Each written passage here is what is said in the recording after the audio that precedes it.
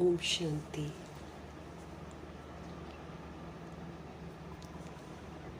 सच्चे सच्चे परमपिता परमात्मा हम आत्माओं को सत्य से बिल्कुल परिचित कराते हैं। सारा सत्य बताकर हम आत्माओं को समझ देते हैं कि अब इस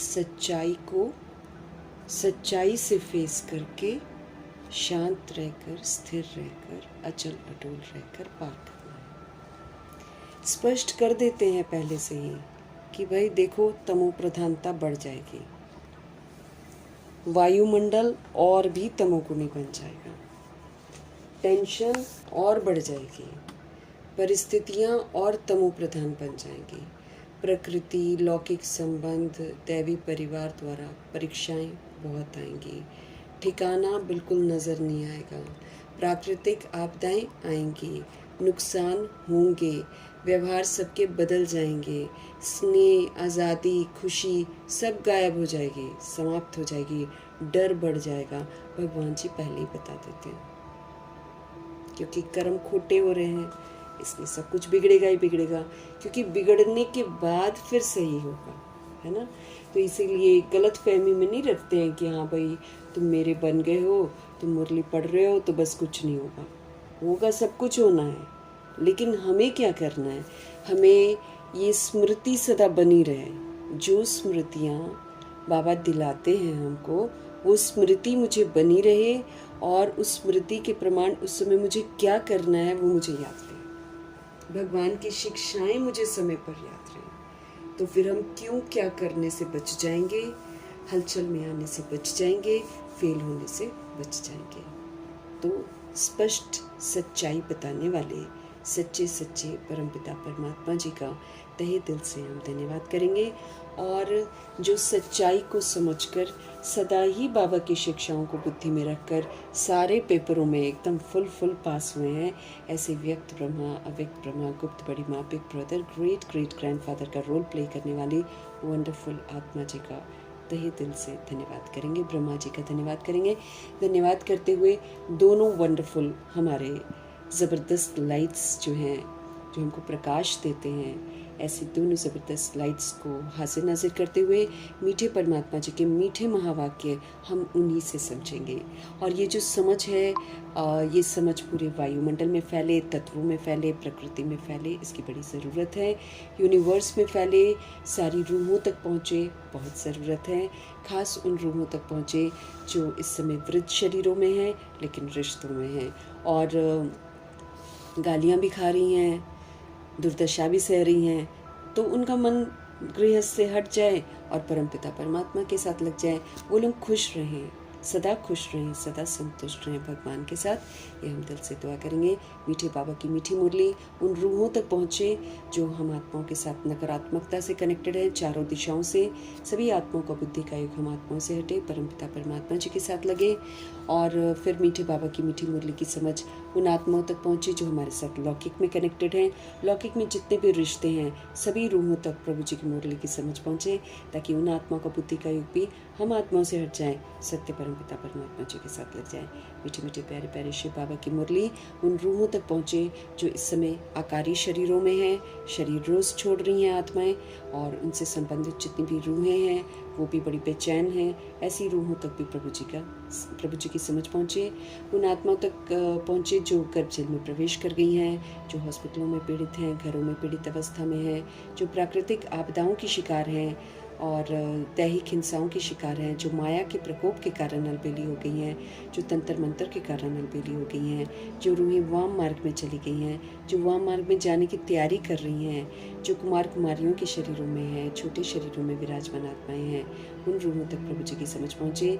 जो अपनी संस्था बनाकर बैठे हैं, खुद भी गुमराह हैं, दूसरों को भी गुमराह कर रहे हैं, ऐसी रूहों तक प्रभु जी की समझ पहुँचे। जो भिन्न भिन्न सत्ताओं में, भिन्न भिन्न वर्गों में, भिन्न भिन्न मठ पंथों में बटी हुई हैं, देह के नाम पर, नाम के नाम पर, रूप के नाम पर, जाति के नाम पर, और भी थोड़े थोड़े अपने ग्रुप बनाकर, है ना, यादव, कौरव, यवन, सारे जो बटी हुई आत्माएं हैं, सब तक प्रभु जी की समझ पहुँचे, हर आत्मा अपनी ओरिजिनल स्मृतियों में वापस आए। दिल से हम सब दुआ करेंगे वैश्याओं के प्रति, गणिकाओं के प्रति, कुब्जाओं के प्रति, जो ऐसे धंधे करवाते हैं उल्टे, उनके प्रति, और जो अंग तस्करियाँ कर रहे हैं उनके प्रति, जो ह्यूमन फ्लैश एनिमल फ्लैश का बिजनेस करते हैं, खाते हैं, सभी रूहों तक प्रभु जी की समझ पहुँचे। जो जानवर से बदतर हो गए हैं, जो काम क्रोध लोभ मोह अहंकार के एक्सट्रीम शिकार हो गए हैं, उन रूहों तक प्रभु जी की समझ पहुँचे। जो अपने आप को सोचते हैं कि हम कभी मरेंगे ही नहीं, हम ही यहाँ पर अधिकारी बन गए, सबको सद्बुद्धि आए। दिल से हम सब दुआ करेंगे भूत प्रेत आत्मा बन गए जितनी भी रूहें हैं उन तक प्रभु जी की समझ पहुँचे। तंत्र मंत्र रिद्धि सिद्धियाँ जो कर रही हैं उन तक प्रभु जी की समझ पहुँचे, ये हम सब दिल से दुआ करेंगे। जेल में बंद कैदी, चारों तरफ बड़े सारे जेल हैं, है ना, तो सारी जेलों में जितने भी कैदी हैं वो सारे कैदियों तक प्रभु जी की समझ पहुँचे। उनका बुद्धि का योग भी अब परमात्मा के साथ लगे, क्योंकि सबको पावन बनना है। ये दिल से हम सब दुआ करेंगे। और जो हिंसात्मक कार्य इस समय कर रहे हैं, अंडरवर्ल्ड डॉन्स बन गए हैं, आतंकवादी बन गए हैं, या फिर अपने यूथ का बड़ा घमंड हो गया है, अपने ग्रुप बनाकर अत्याचार भ्रष्टाचारी कर रहे हैं, उन रूहों तक प्रभु जी की समझ पहुँचे। जो साहूकारी का नशे में आ गए हैं कि हम बहुत पैसे वाले हैं, उन तक प्रभु जी की समझ पहुँचे।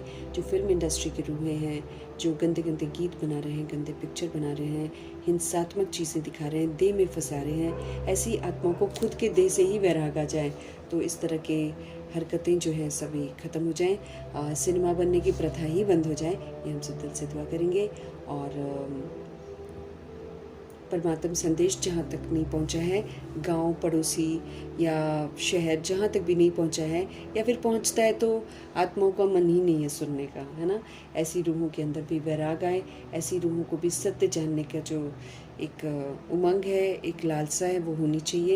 ये हम सब दिल से दुआ करेंगे। अपने लिए भी दुआ करेंगे कि रोज़ की जो शिक्षाएं हैं वो हम अमल में भी लाएं, उसको पक्का भी करें और अपने चित्त पर बिठाएं, क्योंकि प्रभु जी हमको कह रहे हैं कि जो स्मृति मैं तुम्हें दिला रहा हूँ वो तुम्हें हमेशा याद रहे, ताकि कभी भी हलचल आए, कभी भी परिस्थितियाँ बिगड़े तो हम क्यों क्या न कर बैठें, क्योंकि क्यों क्या करने से हम फेल हो जाएंगे, हलचल में आने से हम फेल हो जाएंगे। शांत रहेंगे, स्थिर रहेंगे, नॉलेजफुल रहेंगे तो फिर परिस्थितियाँ सहज पार हो जाएंगी। तो ये जो शिक्षाएं हैं ये हम आत्मिक स्थिति में स्थित होकर परमपिता परमात्मा जी से सुनेंगे और फिर अपने चित्त पर अच्छी तरह से बिठाएंगे। देखते हैं आज हमारे परमपिता परमात्मा हम आत्मा को किस विधि से शिक्षित कर रहे हैं। मीठे मीठे बाबा बोलो, मीठे बच्चे, आत्म अभिमानी भव। क्या कह रहे हैं बाबा हमको? आत्म अभिमानी भव। अब वरदान दे रहे हैं कि आत्मा परमात्मा का बच्चा हूँ, परमधाम का रहने वाला हूँ, दाता का बच्चा हूँ, सिर्फ देने वाला हूँ और सतुगुणी हूँ। 7 गुणों का सहयोग सभी को देने वाली आत्मा हूँ मैं। ऐसा करके बाबा कहते हैं कि वरदान तुम मुझसे स्वीकार करो। मीठे बाबा बोल रहे हैं आत्म अभिमानी भव।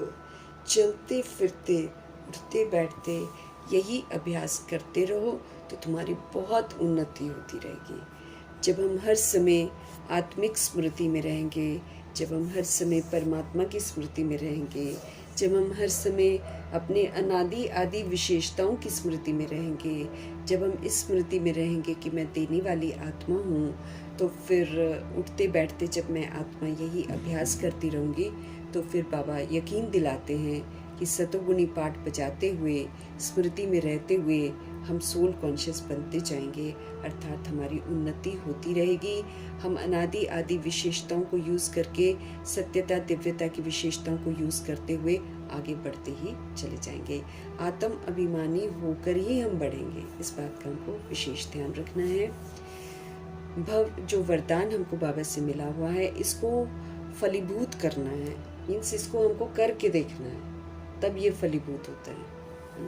भगवान जी तो दे देते हैं हमें वरदान, लेकिन फिर इसको फलीभूत करना ये हम आत्मा का कर्तव्य है।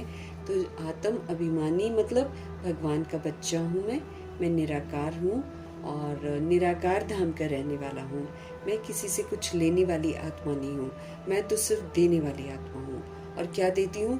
मैं ऊंचे धाम की ऊंची सौगात जो है, जो मेरे ओरिजिनल 7 गुण हैं, उनका सहयोग देता हूँ। है ना। और फिर साथ में मेरी आदि विशेषताएं भी बड़ी सुंदर हैं, वो सतयुगी है, तो मैं उसका सहयोग भी सबको देता हूँ। ये स्मृति मुझे सदा रहे चलते फिरते कि मैं लाइट हूँ, मैं माइट हूँ, मैं परमधाम निवासी हूँ, मैं परमात्मा का बच्चा हूँ, मैं खुदाई खिदमतकार हूँ। ये बातें मुझे हमेशा याद रहनी चाहिए, तो हमारी क्या हो जाएगी, उन्नति होगी, क्योंकि फिर हम आत्मा बनकर पाठ बजाएंगे, हमारे हिसाब किताब सेटल होते जाएंगे और हम आगे बढ़ते चले जाएंगे मंजिल की तरफ। प्रश्न है मीठे बाबा का,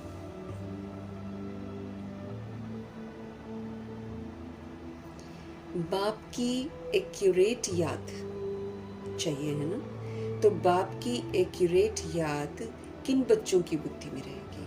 आत्मा बनकर परमात्मा की याद में रहना इज एक्यूरेट याद, और कुछ भी मुझे याद न रहे, सोल हूँ, सुप्रीम सोल का बच्चा हूँ, ये वाली एक्यूरेसी की याद चाहिए।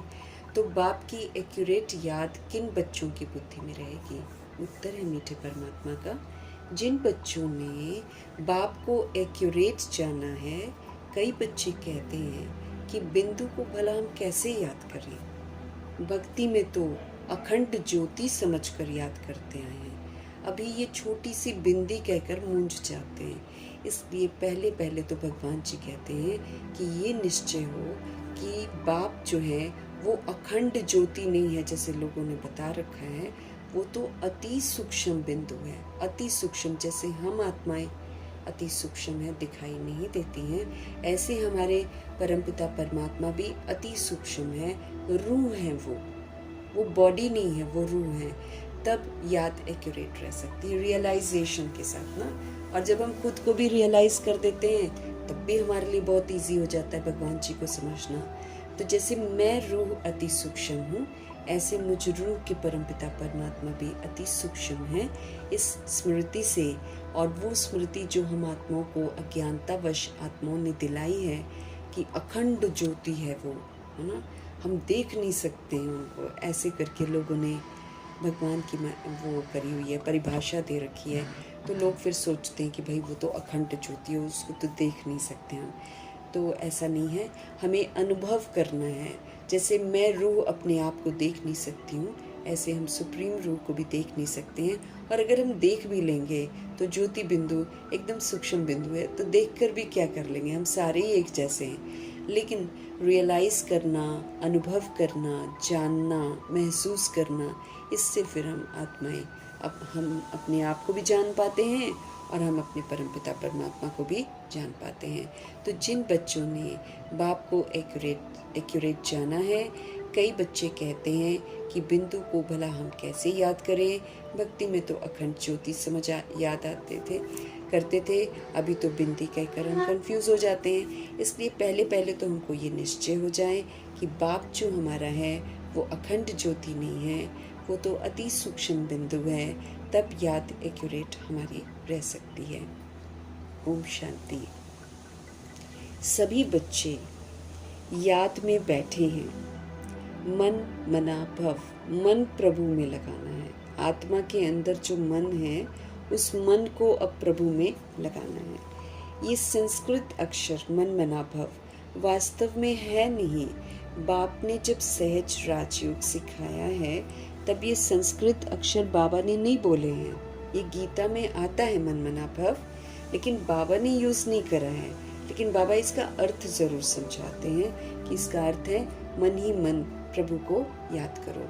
तो बाप ने तो हमको सहज राजयोग सिखाया, उन्होंने तो हमको ये समझाया है कि तुम अपने को आत्मा राजा समझो, है ना, और आत्मा राजा समझकर अपनी सीट पर, प्रकृति की सीट पर तुम विराजमान रहो। तो जब हम इस ऊंची स्थिति में विराजमान होते हैं तो सारी स्मृतियां हमको वापस आ जाती हैं, फिर हमारा योग जो है प्रभु के साथ लगता है ना। तो बाबा हमको राजयोग सिखाते हैं कि अपने को आत्मा समझकर तुम मुझसे योग लगाओ। तब बाबा ने मनमना भव वाला अक्षर नहीं बोला है। ये तो संस्कृत जानते ही नहीं है, बाबा संस्कृत नहीं बोलते हैं। क्यों? क्योंकि ब्रह्मा जी के मुख से अगर संस्कृत बोलेंगे तो आधा से ज़्यादा बच्चों को तो समझ में ही नहीं आएगा ना। तो ये तो संस्कृत जानते ही नहीं हैं। बाप तो हिंदी में ही सारी बातें हमको समझाते हैं। भले ये रथ हिंदी सिंधी तथा इंग्लिश जानने वाला है। ब्रह्मा जी हिंदी भी जानते थे, सिंधी भी जानते थे और इंग्लिश भी जानते थे। तो भल ये रथ हिंदी, सिंधी तथा इंग्लिश जानने वाला है, परंतु बाप समझाते हमको हिंदी में ही है, इसीलिए सारी आत्माओं को सहज समझ में आता है। हाँ, जैसे कन्नड़ वालों को नहीं समझ में आता है, चाहे विदेशियों को समझ में नहीं आता, तो उसके लिए सहूलियत बन गई है कि पंजाबी में भी बाबा की बुक्स छपती हैं, मुरली छपती है और इंग्लिश में भी छपती है और बाकी सारी भाषा जहाँ पर साउथ इंडियंस जहाँ पर है ना, तमिल, तेलुगु है ना, इन सब की छपती है इनकी भाषा में। लेकिन जो लुत्फ़ हिंदी की मुरली में भगवान के शब्दों में आता है ना, वो लुत्फ़ नहीं आता। वो लोग खुद बोलते हैं, जैसे अंग्रेज़ भी बोलते हैं कि वो लुत्फ़ नहीं आता है जो हिंदी में आता है, क्योंकि कई लोगों ने फिर हिंदी सीखी भी है, तो इसीलिए वो लोग बोलते हैं कि इंग्लिश में उतना मज़ा नहीं आता जितना हिंदी में आता है, क्योंकि ये बाबा की ओरिजिनल भाषा है ना। तो बाबा वो भाषा बोलते हैं जिसमें मेजॉरिटी सोल्स समझ जाएं। तो जो जिस धर्म का है उनकी अपनी भाषा है। यहाँ हिंदी भाषा ही चलती है। ये भाषा समझना इजी है और ये स्कूल भी बड़ा वंडरफुल है भगवान जी का। इसमें कोई भी कागज़, पेंसिल, पन्ने आदि की दरकार नहीं रहती है। तो हम नोट्स बना लेते हैं, लेकिन बाबा के ये वंडरफुल स्कूल में इसकी ज़रूरत वैसे है नहीं। इसमें ये ज़रूरत है कि हम बिल्कुल एकाग्र बुद्धि होकर, आत्मिक स्थिति में स्थित होकर सुप्रीम रूह की एक एक बात को हम सुने, समझे, माने और उसको अमल में लाएं। ये यहाँ की ज़रूरत है।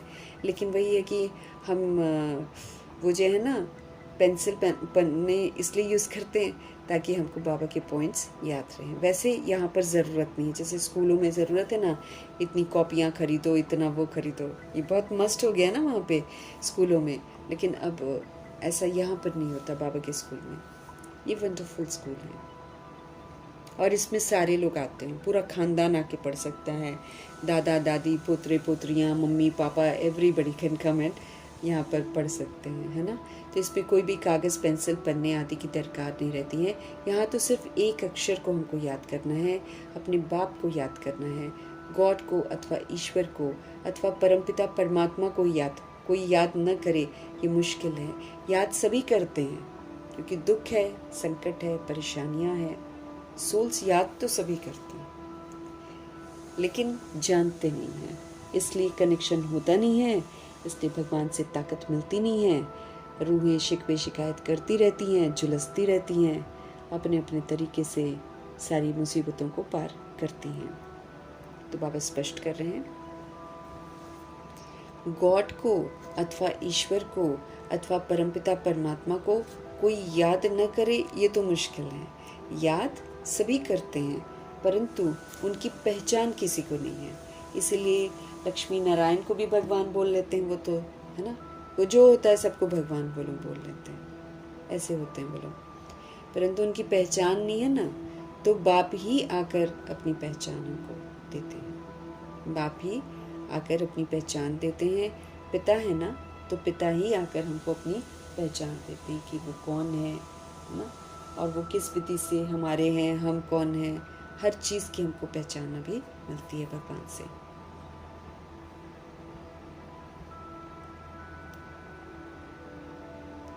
बाबा कहते हैं, लोग दुनिया में सभी भगवान को याद करते हैं, लेकिन किसी को भी उनकी पहचान नहीं है। बाप आकर अपनी पहचान खुद देते हैं। शास्त्रों में जो कल्प की आयु इतनी लंबी लिखती है, अभी भी बोलते कलयुग कितना 40,000 साल और चलेगा, ऐसा बोलते हैं ना। और सत्युग को भी लाखों वर्ष दे दिए हैं। और जब स्वास्तिक बनाते हैं तो देखो बराबर बनाते हैं, है ना, चारों हिस्से बराबर बनाते हैं। तो ये भगवान ने बनवा कर फिर भगवान ने एक्सप्लेन किया। अब दुनिया वाले तो बनाते हैं, समझते कुछ नहीं है। स्वास्तिक बनाते हैं और हर ग्रुप में एक बिंदु लगा देते हैं। हाँ, बिंदु क्यों है कुछ समझ में नहीं आता है, और ये बराबर क्यों है कुछ नहीं समझ में आता है। तो सारा कुछ फिर बाबा आकर समझाते हैं कि हर युग जो है वो 1250 वर्ष का है ना। और हर युग में कौन पाठ बजा रहा होता है, आत्मा पाठ बजा रही होती है।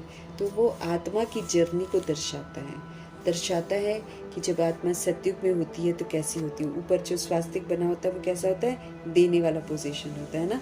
फिर त्रेता युग में आत्मा वो देवताओं की तरह दाता नहीं होती है, मांगती भी नहीं है, लेकिन उस टाइप की दाता नहीं होती जैसे देवता होते हैं। वो तो खाली कोई दे न दे देते ही रहते हैं, वैसे वाले देवता होते हैं। तो इसलिए देखो स्वास्तिक की जो लाइन है वो नीचे हो जाती है ना, मांगने वाली नहीं होती है लेकिन नीचे हो जाती है। फिर आप द्वापर युग में मुड़ जाओ, है ना, स्वास्तिक में, तो जब वो मुड़ता है द्वापर युग की लाइन जो होती है वो मांगने वाली हो जाती है ना। तो वो लोगों से मांगते हैं कि हमको सुख दो, हमको स्नेह दो, है ना। और फिर बार्टर सिस्टम भी होता है कि ये लो और वो दो, ऐसा वाला होता है ना।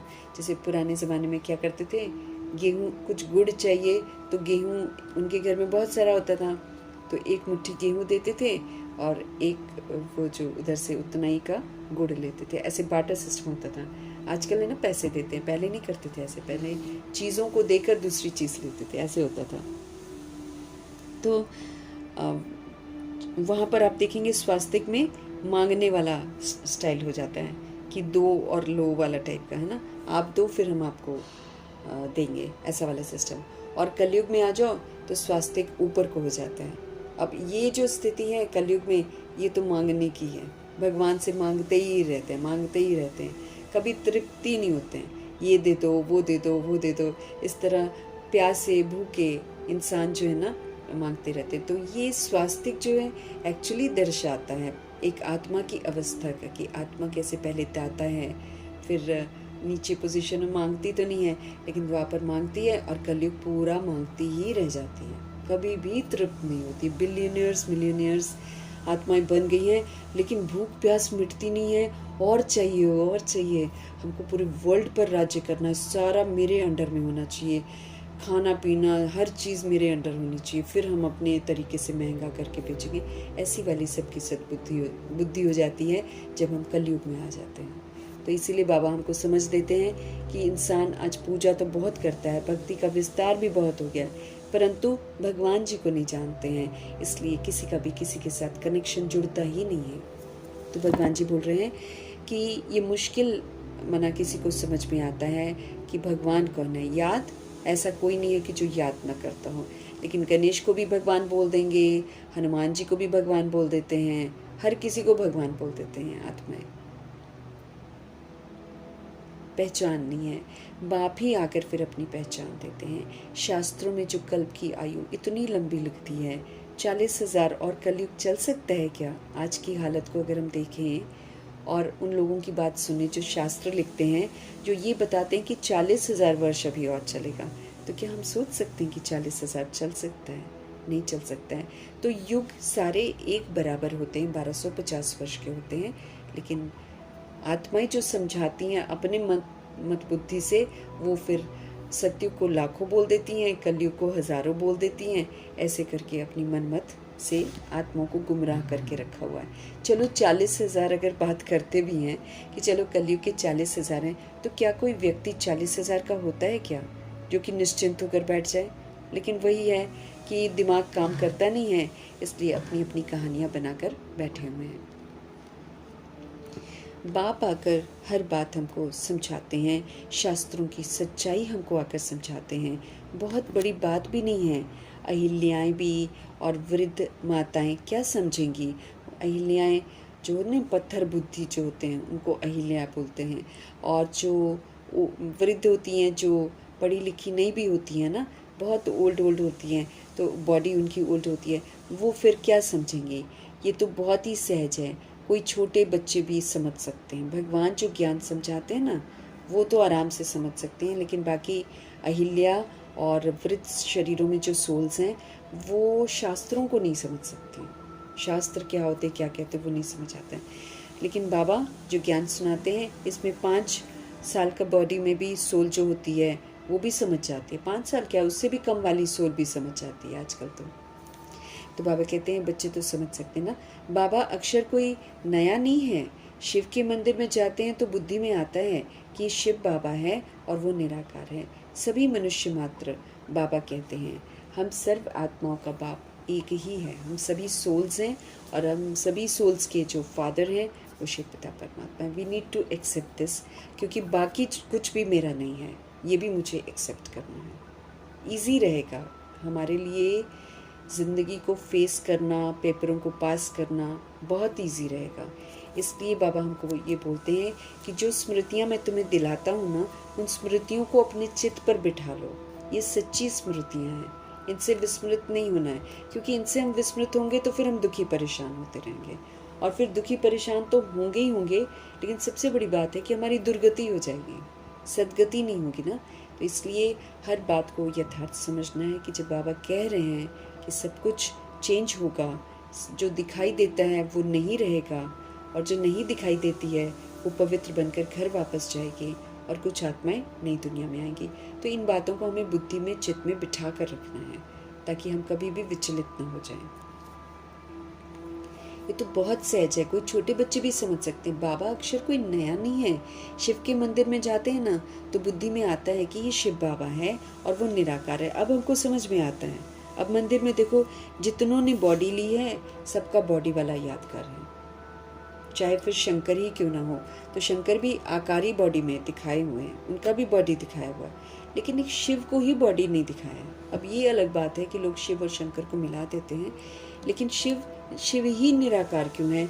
शिव का आकार जो है वो जो मना वो शिवलिंग जैसा क्यों है ना? क्यों? क्योंकि वो अपने लिए बॉडी नहीं लेते हैं। ये अब हमको समझ में आता है जब बाबा हमें समझ देते हैं कि जितना भी पाठ संगम युग में चलता है उसका यादगार ज़रूर बनता है। तो जो यादगार बनते हैं वो सारे बॉडीली बींग्स के बॉडीली बींग वाले बनते हैं। एक निराकार शिव का ही यादगार शिवलिंग जैसा होता है, और एक इसी शिवलिंग पर ही अक, धतूरा, बेलपत्र सब चढ़ता है, जो किसी और देवी देवता पर नहीं चढ़ता है। किसी देवी देवता के आगे थोड़ी हम अक, धतूरा रखते हैं, एक शिव पर ही रखते हैं, क्योंकि वो सभी आत्माओं का पिता है और उन्हीं पर सब बलिहारी जाते हैं, उन्हीं के आगे सब समर्पण करते हैं। तो बाबा समझ देते हैं कि बुद्धि में आता है कि ये शिव बाबा है और निराकार है। जब हम मंदिर में जाते हैं तो अब हमको एहसास होता है कि ये निराकार है शिव, और शंकर जी अलग हैं। सभी मनुष्य मात्र, बाबा कहते हैं, हम सर्व आत्माओं का बाप एक ही है। जितनी भी करोड़ों सोल्स हैं, हम सभी करोड़ों सोल्स के फादर जो हैं वो एक हैं। शरीर के फादर हम जितनी मर्जी ले लें, फिक्स नहीं है। वो एक कर्मा का अकाउंट है। वो तो हमने 63 बॉडीज़ ली हैं द्वापर युग से, तो हमारे 63 मम्मी डैडी हुए हैं, हर जन्म में डिफरेंट हुए हैं। दैट इज़ कार्मिक अकाउंट।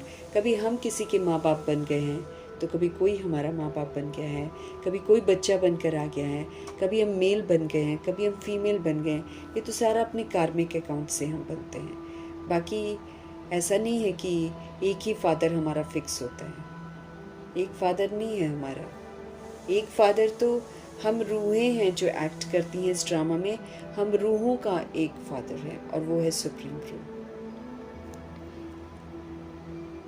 इसलिए उनको एक्सेप्ट करना है, अब हकीकत में लौटना है। फिर सारा विस्तार जो मैंने किया है उसको छोड़ना है बुद्धि से। क्यों क्या क्वेश्चन मुझे नहीं करने हैं बिल्कुल, क्योंकि हर बात मुझे समझ आ गई कि ड्रामा है, खेल है, हम सब पार्ट बजा रहे हैं। बस इस विधि से मुझे ड्रामा को समझना है, देखना है और अपने आप को परिवर्तन करना है।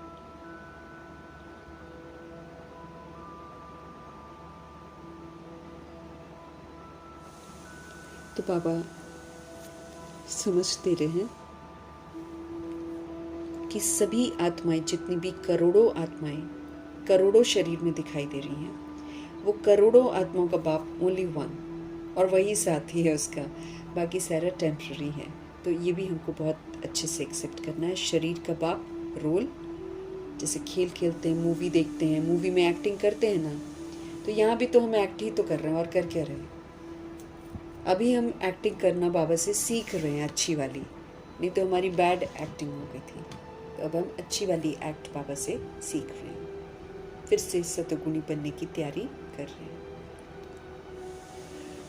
तो बाबा हम आत्माओं को कह रहे हैं कि हम सभी आत्माओं का बाप एक है। सब जीव की आत्माएं जो शरीर में निवास करती हैं, बाप को ही याद करती हैं। जीव की आत्माएं मतलब बॉडी में, बॉडी इज़ जीव। तो जो बॉडी में आत्माएं हैं जो शरीर में निवास करती हैं, वो क्या करती हैं? वो बाप को ही याद करती हैं। कौन याद करता है? रूह याद करती है। उसको फिक्र होती है, उसको दुख होता है, उसको परेशानी होती है, तो वो याद करती हैं।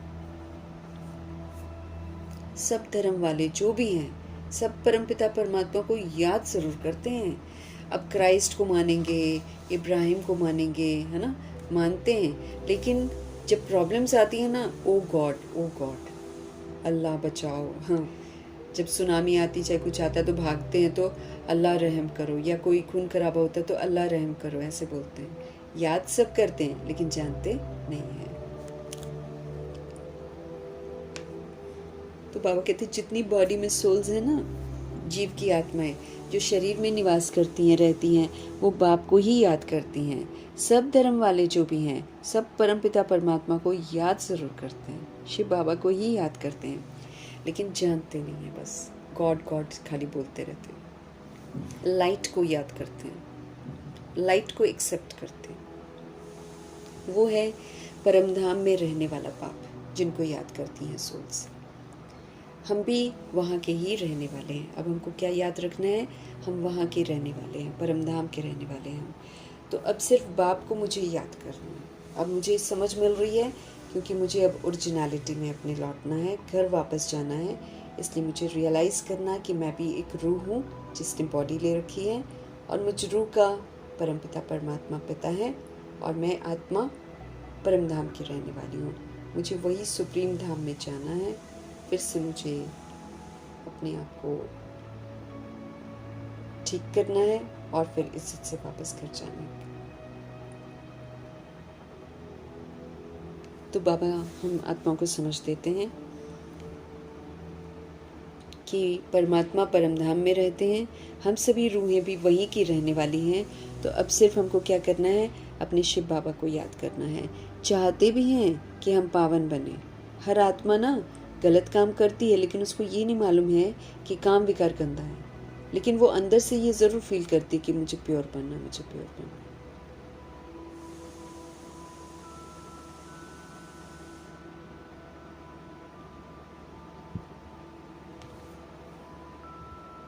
तो सब जीव की आत्माएं जो शरीर में निवास करती हैं, वो बाप को याद करती हैं। सब धर्म वाले जो भी हैं ना, सब परमपिता परमात्मा को याद ज़रूर करते हैं। वो है परमधाम में रहने वाला बाप। हम भी वहाँ के रहने वाले हैं। तो अब सिर्फ बाप को मुझे याद करना है। चाहते भी हैं कि हम पावन बने, बुलाते भी हैं, हे पतितों को पावन करने वाले आओ। स्पेशली सूर्यवंशी आत्माएं सबसे पहले पुकारती हैं। उनके मन में पवित्र रहने का जो जिज्ञासा है वो उत्पन्न होती है। उनको बैड पार्ट बाबा बोलते हैं, बुलाती भी हैं आत्माएं कि भाई एक लिमिट होता है ना इंसान के, मतलब वो रूह के गिरने का एक लिमिट होता है। स्पेशली सूर्यवंशी घराने की जो सोल्स हैं, वो एक लेवल तक ही गिरती हैं। उसके बाद उनके मन में बेचैनी शुरू हो जाती है कि हमको ऐसा नहीं, हमको डिफरेंट बनना है। इसलिए वो पुकारती हैं। तो ब्रह्मा जी की भक्ति पूरी हो जाती है, वो पुकारते हैं। तो फिर प्रभु जी आकर उनको पहले साक्षात्कार कराते हैं, फिर 14 वर्ष की तपस्या करवाते हैं, आत्मा का पाठ पक्का करवा के फिर पढ़ाई पढ़ाते हैं। अब हमको क्या है कि हमको साथ साथ पढ़ाई है, साथ साथ हमको आत्मा का पाठ भी पक्का करना है। उन लोगों ने 14 वर्ष, क्योंकि नींव तो बड़ी स्ट्रांग होनी चाहिए ना, फाउंडेशन, तो उनका तप भी तो बड़ा ज़बरदस्त था, परिवर्तन भी ज़बरदस्त था। इसीलिए उन रूहों को 14 वर्ष तो भगवान जी ने आत्मा का पाठ ही पक्का करवाया, पढ़ाई नहीं वैसे करवाई। हाँ, दादियाँ वगैरह जैसे गुलजार दादी है और अलग संदेशियाँ होती थी, वो जाती थी वतन में, वो देख कर आती। सबसे ज़्यादा गुलजार दादी ने आकर सब कुछ बताया कि ऊपर वतन कैसा है, वहाँ पर ब्रह्मा विष्णु शंकर कैसे हैं। वही ऊपर के संदेश लेकर सबसे ज़्यादा नीचे आकर बताती थी। उनमें पावर भी थी, उनमें वो एकांत रहने का, कम बात करने का उनमें विशेषता भी बहुत थी। तो कल पहले भी उन्होंने तपस्या करी थी। इसलिए इन आत्माओं ने तो सारे जितने भी हैं दादियाँ वगैरह, इन्होंने आत्मा का पाठ बहुत पक्का किया। तो हमको भी आत्मा का पाठ ही पक्का करना है। जब बाबा कहते तुम आत्मा अपने आप को समझोगे ना, तो तुमको खुद ब खुद फिक्र होगी, क्योंकि आत्मा को सुधरना है। बॉडी कॉन्शियसनेस में रहेंगे तो नहीं सुधरेंगे ना, लेकिन हमको सुधरना है, बाबा कहते हैं। तो बुलाते हैं, सबसे पहले तो ब्रह्मा जी ने ही बुलाया है कि हे पतित पावन, पतितों को पावन करने वाले आओ। नई दुनिया पावन थी, अब फिर पुरानी हुई है। कभी पावन थी हमारी नई दुनिया, लेकिन अब वो पुरानी हो गई है। इनको कोई नया नहीं कहेंगे, भले कह देते हैं नई दिल्ली, लेकिन नई दिल्ली में नया तो कुछ है ही नहीं है, सब कुछ पुराना, और ये सबसे पुरानी है। सिर्फ इतनी ही दिल्ली नहीं है, दिल्ली तो खैर परिस्तान तो बहुत बड़ा होगा, ये दिल्ली का एक टुकड़ा है, मतलब परिस्तान का एक टुकड़ा है। अब इसका जो दूसरा टुकड़ा है वहाँ पर कृष्ण जी पैदा होंगे, वहाँ तो सफाई है, सब कुछ है। तो बहुत बड़ा है भारत, है ना। भारत ही तो होता है, बाकी सब कुछ थोड़ी होता है। तो वो पूरा का पूरा परिस्तान होगा, दिल्ली ही राजधानी बनती है। लेकिन बाबा कहते हैं उस समय इसका नाम दिल्ली नहीं होता है, इसका नाम जन्नत होता है, परिस्तान होता है, स्वर्ग होता है, हेवन होता है। तो बाबा हमको समझ दे रहे हैं, फिर इसको नया थोड़ी कहेंगे। बाबा कहते हैं अपने आप नई दिल्ली बोल देते हैं ना, और अभी बोलते हैं इसका नाम रखेंगे इंद्रप्रस्थ, दिल्ली का नाम, ऐसा बोल रहे हैं पांडवों की वो, और जबकि हमारा इंद्रप्रस्थ है पांडव भवन, मधुबन।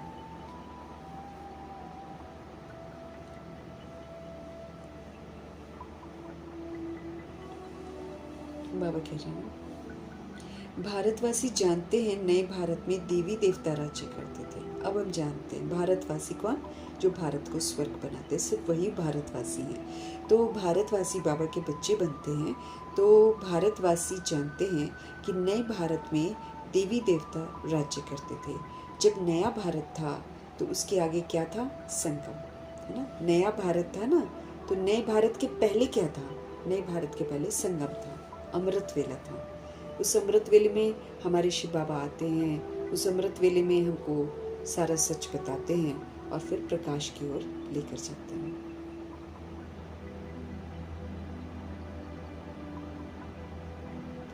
तो नए भारत में देवी देवता राज्य करते थे। अब नया भारत, जब नया भारत था तो उसके आगे क्या था, बाबा कहते हैं उसके आगे संगम था। अब इससे भी सहज, है ना, इससे भी सहज कहना चाहिए, नए के आगे पुराना था, है ना। फिर बाबा कहते हैं संगम को मनुष्य इतना सहज समझ नहीं सकते, इसलिए उनको अगर समझाना है तो बोलो कि नए के पहले पुराना था, मतलब कलयुग था। न्यू वर्ल्ड, ओल्ड वर्ल्ड, इसके बीच को फिर संगम कहते हैं। जब ओल्ड वर्ल्ड बिल्कुल एक्सट्रीम में चला जाता है, उसको एंड होना होता है और नया वर्ल्ड को आना होता है। तो ये ड्रामा है ना, रूहें बिगड़ गई, फिर रूहों को सुधारा जाता है। तो सुधारने के लिए बीच में एक संगम युग होता है, जिसका किसी को मालूम नहीं है, इसलिए वो लोग स्वास्तिक में बनाते नहीं है, 4 युग ही बनाते हैं। लेकिन ये चौथे युग के अंदर 100 वर्ष का एक छोटा सा संगम युग होता है, जिसमें प्रभु जी आकर अद्भुत परिवर्तन करते हैं, आत्माओं का भी और सृष्टि का भी। बाप के लिए ही कहते हैं, हे पतित पावन आओ, आकर हमको पावन बनाओ। हम पतित बन गए हैं, ऐसा बोलती हैं रूहें, सूर्यवंशी रूहें। नई दुनिया में कोई पुकारेंगे नहीं। अभी तुम्हारी समझ में आ गया है कि ये भारत पावन था। हे पतित पावन आओ, ये तो बहुत समय से बुलाते हैं। उनको ये पता नहीं है कि पतित दुनिया कब पूरी होगी। कहते हैं शास्त्रों में ऐसे लिखा हुआ है कि अभी तो 40,000 वर्ष और कलयुग, यानी कि ये पतित दुनिया अभी 40,000 वर्ष और चलेगी। अभी हाँ, इस समय, है ना, कहाँ से चलेगा 40,000 वर्ष, 10 वर्ष भी नहीं रह गए हैं, क्योंकि समाप्ति तो उससे पहले ही होएगी ना बहुतों की। बाहर का नाम निशान खत्म हो जाएगा, है ना, बाहर का नाम निशान बिल्कुल खत्म हो जाएगा।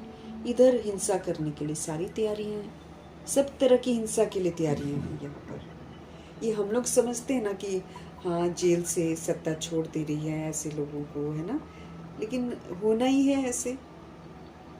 कल भी हमने परमात्म शिक्षा में बाबा से समझा है ना कि भाई तुम ये बुद्धि में रख लो, अच्छी तरह स्मृति में ये पक्का रख लो कि टेंशन घटेगी नहीं, टेंशन बढ़ेगी, तमो प्रधानता बढ़ेगी, तमोगुणी वायुमंडल बढ़ेगा, लोगों का व्यवहार बदल जाएगा, है ना, और आपस में परीक्षाएं लोग लेंगे, प्राकृतिक आपदाएं आएंगी, नुकसान बहुत होगा, सब कुछ बाबा कहते भाई स्मृति में रख लेना, तुम ये बात को भूलना नहीं है हमको, भूलेंगे तो फिर ये मेरी बेसमझी है। अभी जैसे थोड़ा सा युद्ध रुका है ना। अब ये फिर शुरू हो जाएगा, ये फिर शुरू होगा, फिर थोड़ा रुक जाएगा। इसलिए होता है क्योंकि बाबा के बच्चे भी जो अलबेले हैं ना 16,108-33 करोड़ में, वो अलबेले हो जाएंगे क्योंकि रिजल्ट निकलनी है ना अब हमारी सारी।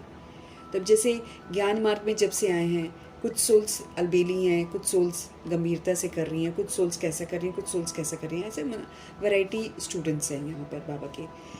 अब क्या है कि इनका पर्दाफाश होगा ना, हम आत्माएं क्या क्या करती हैं, हम आत्माओं का रिजल्ट एकदम ओपन होएगा। अब हम वैसे ही हरकतें करेंगे। तो इसीलिए जो छुप छुप कर अलबेले हैं उनका रिजल्ट आउट होना है ना। तो क्या होगा कि अभी जैसे थोड़ा सा जैसे कि तीव्र पुरुषार्थी वो है जिसको समय पर भगवान की शिक्षाएं याद आ जाएं। जैसे अभी तमो प्रधानता बढ़ेगी है ना, लेकिन बाबा ने हमको क्या बोला है, अचल अडोल रहना है, शांत रहना है, स्थिर रहना है, कोई क्यों क्या नहीं करना है। ये भगवान का हम आत्माओं को फरमान है, क्योंकि इसी विधि से मेरा हिसाब किताब प्रकृति के प्रति जो है ना वो सेटल होगा। अब प्रकृति आग बरसाए है ना, गर्मी करे, प्रकृति बाढ़ लाए, कुछ भी लाए, हमको अचल रहना है, अडोल रहना है, शांत रहना है, उस कोई शिकवा शिकायत नहीं करना है। इतनी गर्मी क्यों है, कितना बेकार मौसम है, इस तरह के शब्द हमारे मुख से कभी नहीं निकलने चाहिए। उतना ही वो तंग करेगी फिर हमको। एक तो वो तंग कर रही है क्योंकि हमने करे हैं पुट्ठे काम, हमने सृष्टि को गंदा किया है, विकार में गए हैं, सब कुछ किया है, गुस्सा किया है, लोभ किया है, मोह किया है, अहंकार किया है, सब कुछ किया हमने, सृष्टि के नियमों के खिलाफ हम गए हैं। तो मेरा बना हुआ है ना हिसाब किताब, और धन्यवाद कभी किया ही नहीं। अब सीख रहे हैं ना भगवान जी से शुक्रिया करना, पहले तो नहीं करते थे। सुबह शाम, सुबह उठना, अपने अपनी मस्ती में उठते थे, अपने अपने मस्ती में खाते पीते थे। अब समझ में आया है कि कैसे, अब कई लोग हैं वो लोग स्नान करे बिना भी खा लेते हैं। पहले पुराने सिस्टम में कैसा होता था ना, कई लोगों के घर में होता है बच्चे अभी सो ही रहे होते हैं और उनको उठाएंगे, सुबह सुबह एक गिलास दे देंगे दूध का, लो पियो दूध। ब्रश भी नहीं करवाते कई लोग, कईयों के घर में ऐसे करते हैं, सुबह सुबह उठ के खाना खिला देंगे या कोई कटोरी में कोई चीज़ डाल कर दे देंगे, ले खा ले। सुबह सुबह भगवान को याद करना है, गुड मॉर्निंग बोलना है, धन्यवाद करना है, हम जो इस सृष्टि से ले रहे हैं उसका धन्यवाद करना है। प्रकृति कहाँ आता है, अभी भी देख लो जो बाबा से नहीं पढ़ते हैं वो कहाँ याद करते हैं। इवन बाबा से पढ़ने वाले लोग भी बहुत लोग नहीं करते हैं, मुरली पढ़ रहे हैं लेकिन धन्यवाद करना है हर चीज़ का, हर चीज़ भगवान की समझनी है, कहाँ समझते हैं लोग। अभी भी समझते हैं हमारी है, हमने कमाया है, हमने बनाया है। तो जो हमने कमाया, हमने बाबा के रहते जो ये कॉन्सेप्ट को ख़त्म नहीं करेंगे, उनको तो एंड मोमेंट में वो याद आ जाएगा, और याद आ गया मतलब दुर्गति होगी। तो तैयार हमको रहना है, लेकिन श्रीमत मुझे याद रहे। श्रीमत मुझे इस महीने हमको क्या सिखा रही है, अचल अडोल एक रस स्थिति। खाना मिल गया तो भी ठीक है, नहीं मिला तो भी ठीक है, अवस्था एक जैसी होनी चाहिए मेरी। बाढ़ आ गई तो भी ठीक है, सुहाना मौसम आ गया तो भी ठीक है, प्रभावित किसी से नहीं होना। वो तो अभी प्रकृति खेल खेलेगी, कभी सुंदर करवाएगी, कभी एकदम बदतर करवा देगी, देखेगी क्या करते हैं ये लोग।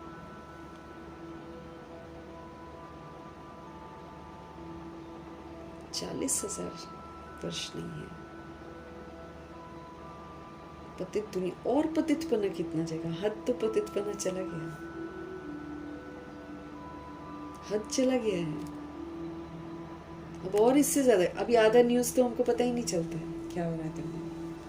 ये तो थोड़ा बहुत कहीं ना कहीं से वो निकालते, वो जो करवाते हैं वही लोग निकालते हैं ये न्यूज़ वगैरह, ताकि लोगों में दहशत फैले, लोगों का दिमाग इधर उधर से हटकर इधर लग जाए, कभी इधर से हटकर उधर लग जाए, ऐसे ही उलझा कर रखती हैं आत्माएं ना। सृष्टि रूपी ड्रामा है, इसमें ये कर्म क्षेत्र है। हम यहाँ जो कर्मा करते हैं उसका हम भुगतान ज़रूर करते हैं, आगे नहीं तो पीछे, पुनर्जन्म लेकर करें चाहे कैसे भी करें, हम भुगतान ज़रूर करते हैं। इससे हम बच नहीं सकते हैं। भगवान जी भी जब आते हैं तो ड्रामा ये अलाउ नहीं करता है कि हम सभी आत्माओं के सारे पाप ऐसे ही बाबा शक्ति से, अपनी शक्ति से भस्म कर दें। नहीं, देखो बकायदा भगवान हमको हर बात सिखा रहे हैं, हर चीज़ करनी सिखा रहे हैं, शक्तियों को यूज़ करना सिखा रहे हैं, गुणों को यूज़ करना सिखा रहे हैं, एक्यूरेट याद से सारे पापों को भस्म करना सिखा रहे हैं। बाबा नहीं भस्म कर सकते हैं, ताकत उनमें पूरी है, वो तो 1 सेकंड में कुछ भी कर सकते हैं, लेकिन ड्रामा में अलाउ नहीं है। ये कर्म क्षेत्र है, जो जैसा कर्म करता है उसका भुगतान जरूर करता है। तो बाबा हमको विधियाँ बता सकते हैं, लेकिन बाबा हमको बचा नहीं सकते हैं।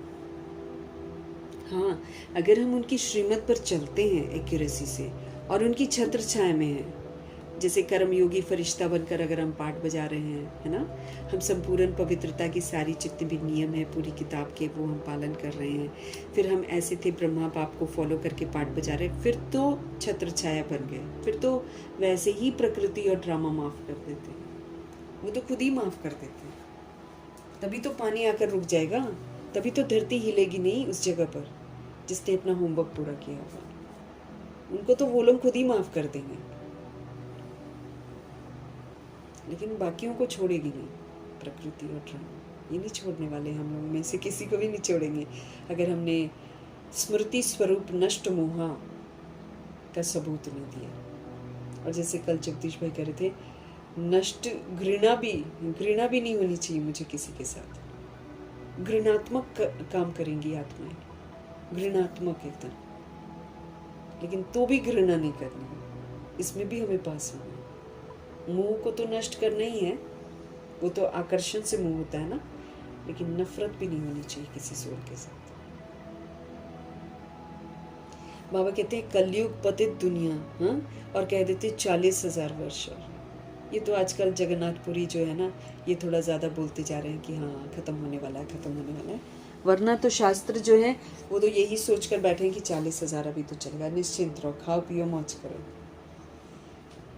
बाबा कहते हैं ये पतित दुनिया चलेगी नहीं, बिल्कुल घोर अंधेरे में है आत्माएं, अभी तुम रोशनी में हो।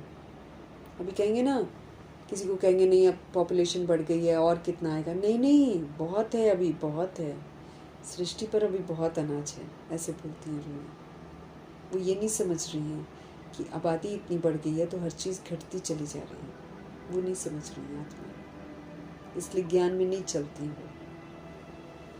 लेकिन हमको तो प्रैक्टिकल समझना है हर एक बात ना।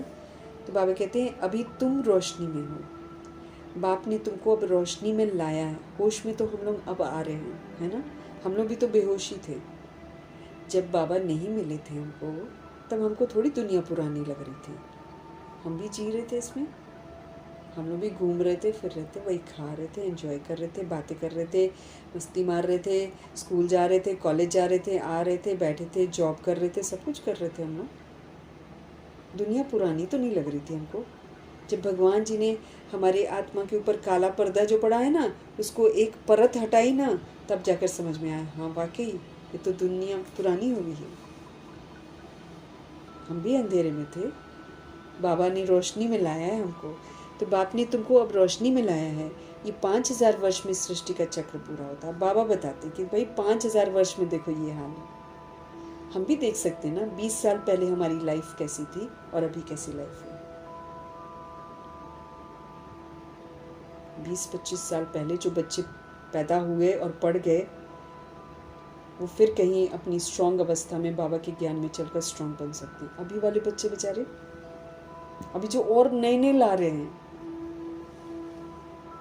उनका सोचो, हवा दूषित, खाना दूषित, उसके लिए जिनके घर में बच्चे नहीं हो रहे ना, उनको फिक्र है बच्चा नहीं हुआ, बच्चा नहीं हुआ, बच्चा नहीं हुआ, मन्नतें मांग रहे हैं। लाइफ देखो आगे की कितनी गंदी है। लेकिन वही है ना, जब तक पर्दा पड़ा है नहीं समझ में आता है।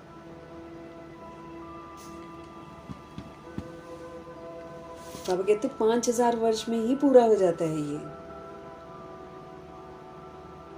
20 वर्ष पहले, या चाहे हम जब स्कूल में जाते थे तब की लाइफ और अब की लाइफ, लॉट ऑफ डिफरेंस। हम तो फिर भी एंजॉय कर लिया है लाइफ को, हमने स्कूल एंजॉय करा है, ऐसा कभी बंद नहीं होता था। न फ़ोन हुआ करते थे। हमने तो स्कूल लाइफ को पूरा एंजॉय किया है, लेकिन आपके बच्चे तो स्कूल खुलते कब हैं और बंद कब हो जाते हैं। क्या एंजॉयमेंट है बच्चों की? अगर लॉकडाउन हो जाता है, अंदर ही बंद हो जाते हैं बच्चे, क्या है इनकी लाइफ? न खाना अच्छा, न पानी अच्छा, न कुछ अच्छा, न हवाएं अच्छी, न वायुमंडल अच्छा। सबसे बड़ी बात है, वायुमंडल भी खराब हो गया। बाबा स्पष्ट कर रहे हैं कि 5000 वर्ष में ये कल पूरा हो जाता है, फिर से शुरू होता है। कल की बात है, तुम राज्य करते थे, बरोबर इन लक्ष्मी नारायण का राज्य था, स्वर्ग था। पावन दुनिया में कोई उपद्रव आदि हो नहीं सकता। पावन दुनिया में कोई उपद्रव आदि हो नहीं सकता है। उपद्रव होता ही है रावण के राज्य में। वैसे तो जितने छोटे बच्चे अभी हैं, इन्होंने भी एंजॉय तो किया ही होगा, क्योंकि पिछले जन्म में तो उससे पिछले जन्म में तो इन्होंने भी एंजॉय किया होगा। लेकिन अभी जो इनका पार्ट आ गया है, ये आखिरी समय में, ये थोड़ा सा खतरनाक टाइम पर आ गया है। वरना इन्होंने भी पिछले जन्म तो लिए ही हुए हैं। ऐसा तो नहीं है कि ये बिल्कुल ही वंचित रहे हैं, लेकिन इस अंतिम जन्म में थोड़ा कष्टदायक युग में आ गए हैं। तो कल की बात है, तुम राज्य करते थे, बरोबर इन लक्ष्मी नारायण का राज्य था, स्वर्ग था। पावन दुनिया में कोई उपद्रव नहीं होते हैं कभी भी, कोई लड़ाई झगड़ा नहीं, सब मीठे मीठे से सुंदर सुंदर से, कोई दिक्कत नहीं, कोई परेशानी नहीं, कोई गंदगी नहीं, कोई साइकिल, कोई बाइक, कोई कार का शोर नहीं, बस पुष्पक विमान जो आवाज़ भी नहीं करते। या तो एरोप्लेन भी आवाज़ करता है, लेकिन पुष्पक विमान आवाज़ भी नहीं करता, शोर ही नहीं है। इतनी सुंदर दुनिया भगवान बनाकर देते हैं, बशर्ते हम उतने सुंदर बने। आत्मा सुंदर बनती है तब जाती है वहाँ पर, नहीं तो नहीं जाती है। तुम राज्य करते थे, बरोबर लक्ष्मी नारायण जी का राज्य था, स्वर्ग था। पावन दुनिया में कोई उपद्रव होता नहीं है। उपद्रव तो यहाँ रावण राज्य में। अब देखो, यहाँ मार पीट, छीना झपटी सब चल रहा है। सब प्रजा का प्रजा पर राज्य है। जो प्रजा राज्य करती है वो प्रजा को ही लूटती है। यहाँ पर प्रजा का प्रजा पर राज्य है।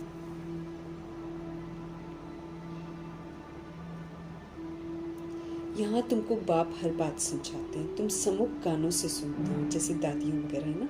हम तो सम्मुख नहीं सुन रहे हैं, हम मुरली से सुन रहे हैं। कौन सुनते हैं? आत्मा सुनती है। आत्मा को बड़ी खुशी होती है कि हमको बाप फिर से आकर मिला। बाप से वर्षा लिया था, अब बाप कहते हैं तुम मुझे याद करो।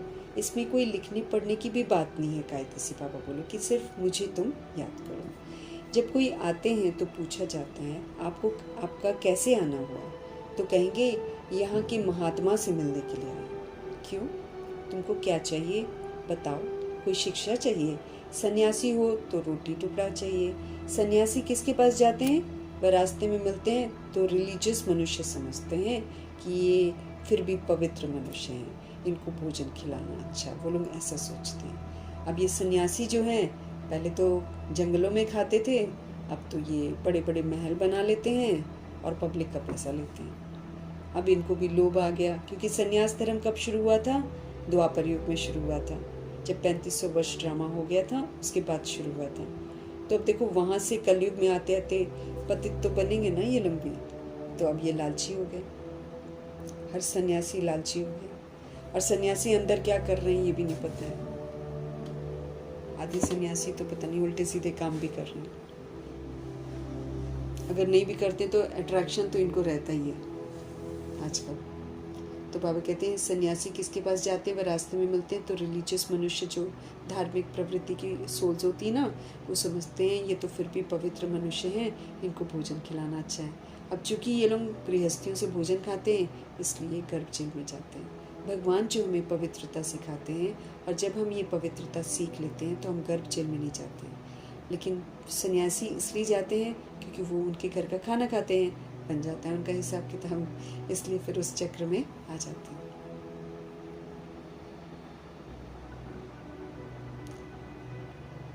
अभी तो पवित्रता भी नहीं रही है बाबा की। ये जो सन्यासी हैं, इनमें पवित्रता कहाँ रही है? ये भी लालची हो गए सारे। और इनके साथ भी उठना बैठना, है ना। फिर फीमेल्स का आना जाना, कितने सन्यासी पकड़े जाते हैं गलत काम करते हुए। क्यों? क्योंकि होता ही है, सब सतो रजो तमो में आते ही हैं सोल्स। क्योंकि जैसे जैसे जन्म लेती जाती है सोल, वैसे वैसे उसकी ताकत घटती जाती है समझ की, और वो उल्टे काम करने शुरू कर देती है।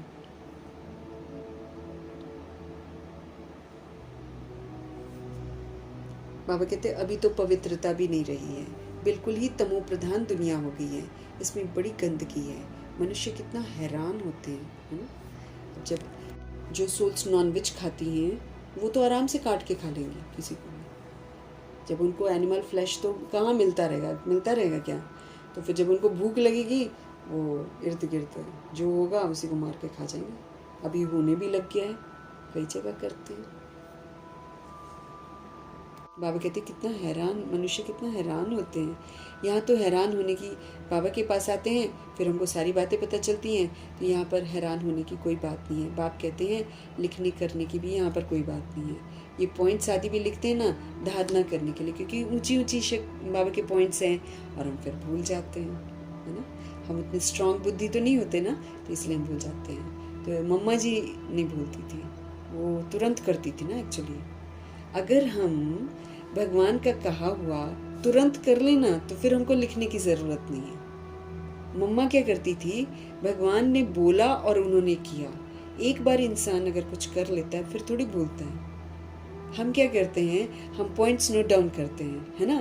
पॉइंट्स नोट डाउन करके फिर समय पर उसको रिवाइज करेंगे, फिर करने पर ध्यान नहीं दे रहे हैं। अब बाबा बोलते हैं कि तुम जो सोचते हो बोलते हो वो तुम करो भी, तुम कर लोगे ना फिर तुम कभी शिक्षा को भूलोगे नहीं। तो इसलिए बाबा हमको बोल रहे हैं कि यूं तो लिखने करने की ज़रूरत नहीं है, यूं तो भगवान जी से सुनो और तुरंत करो। लेकिन चूंकि धारणा करनी होती है और हम वैसा नहीं कर पाते कि पूरा का पूरा ग्रास्प कर लें और तुरंत वो करें, इसलिए हम लोग पॉइंट्स लिख लेते हैं। हालांकि बाबा बहुत बार बोलते हैं कि पॉइंट्स लिखा करो, लेकिन बाबा एक बात बोल रहे हैं कि रूह पढ़ रही है ना, तो कायदे से अगर मम्मा की तरह रूह पढ़े और तुरंत वो करें तो उनको लिखने की थोड़ी कोई ज़रूरत है, क्योंकि किया हुआ हमेशा याद रहता है, अनुभव किया हुआ हमेशा याद रहता है। हाँ, अब हम पर जोर डाल रहे हैं भगवान कि हम सभी आत्माएं अनुभव करना शुरू कर दें, मतलब जो बाबा कहते हैं वो करें, ताकि अनुभूति हो और हम कभी भी भूलें नहीं। जैसे डॉक्टर लोगों के पास भी कितनी दवाइयाँ होती हैं, इतनी सब दवाइयाँ याद रहती हैं। बैरिस्टर की बुद्धि में कितनी लॉ की बातें याद रहती हैं। तुमको याद क्या करना है, एक बात सो भी बड़ी सहज है। तुम कहते हो एक शिव बाबा को याद करो, वो कहते हैं शिव बाबा कैसे आएंगे, ये भी तुम्हारे सिवाय और किसी को पता नहीं है। ईश्वर कहाँ है, वो तो कहेंगे नाम रूप से ही नहीं आ रहा है, ना उनका नाम है ना उनका रूप है। तो नाम भी उनका शिव है, रूप भी उनका ज्योति बिंदु है, तो ये बात गलत हो गई कि नाम रूप से नहीं आ रहा। फिर बोल देंगे कण कण में है। दोनों ही बातें बोलते हैं आत्मा। और भगवान कहते हैं भगवान कण कण में भी नहीं है, भगवान परमधाम में है, भगवान का नाम भी है और भगवान का रूप भी है। ज्योति बिंदु रूप है और नाम उनका सदा ही शिव है। मनुष्य अपनी अपनी बुद्धि लगाकर कुछ भी बोलते हैं और लोग फिर उस पर यकीन करते हैं। बाबा कहते हैं किसी को पता ही नहीं है तुम्हारे सिवाय कि ईश्वर कहाँ है, वो तो कहेंगे नाम रूप से न्यारा है, या फिर कह देते हैं कि सर्वव्यापी है, तो तेरे में भी है मेरे में भी है, सब जगह है। रात दिन का फर्क हो जाता है। एक कहना कि उसका नाम रूप ही नहीं है, दूसरा कहना कि तेरे में भी है मेरे में भी है ना। कंट्रास्ट हो गया ना, रात दिन का फर्क हो जाता है दोनों अक्षर में। नाम रूप से न्यारी तो कोई चीज़ होती नहीं है, सबका रूप होता है, सबका नाम होता है। फिर वो कह देते हैं कुत्ते बिल्ली सब में परमात्मा है। दोनों एक दो को ऑपोजिट बातें करते हैं। अब कुत्ते कितने गंदे गंदे होते हैं, क्या उसमें भगवान है क्या? वो तो मीट भी खा लेते हैं, वो तो अंडे भी खा रहे होते हैं, वो तो छीना झपटी करते हैं। भगवान वहाँ होंगे क्या? कुछ भी बोलती हैं आत्मा, कुछ भी बोलती है। रोटी उठा के ले गया डॉगी, तो पंडित बोलता है भगवान रुको घी तो लगा दूं। बताओ, डॉगी छीन कर ले जाएगा, भगवान ऐसा होगा क्या? लेकिन जब हमको भगवान की समझ नहीं होती है, तो जब लोग कहते हैं कि भगवान इज़ एवरीवेयर, तो हम विरोध भी तो नहीं करते। बुद्धिमंद बुद्धि हो जाते हैं हम भी, हाँ, है ना। हम भी स्कूल में यही पढ़ते थे, गॉड इज़ एवरीवेयर, यही मैंने पढ़ा है। God is omniscient, God is omnipotent, यही पढ़ते थे हम लोग, यही रटते थे, यही बोलते थे, और हम सब आस्तिक है यही पढ़ते थे। अब समझ में आता है गॉड इज़ नॉट एवरीवेयर, वो तो परम धाम निवासी है। एवरीवेयर होता तो आज दुनिया इतनी गंदी थोड़ी होती।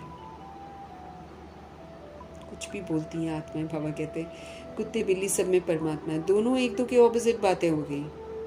तो बाप अपना परिचय देकर खुद कहते हैं मुझ बाप को याद करो। फिर बाबा को आना पड़ता है, अपना परिचय उनको देना पड़ता है, और फिर कहना पड़ता है कि अब तुम मुझे याद करो तो तुम्हारा बुद्धि का ताला खुलेगा, क्योंकि उनका खुला हुआ है। जैसा संग वैसा रंग।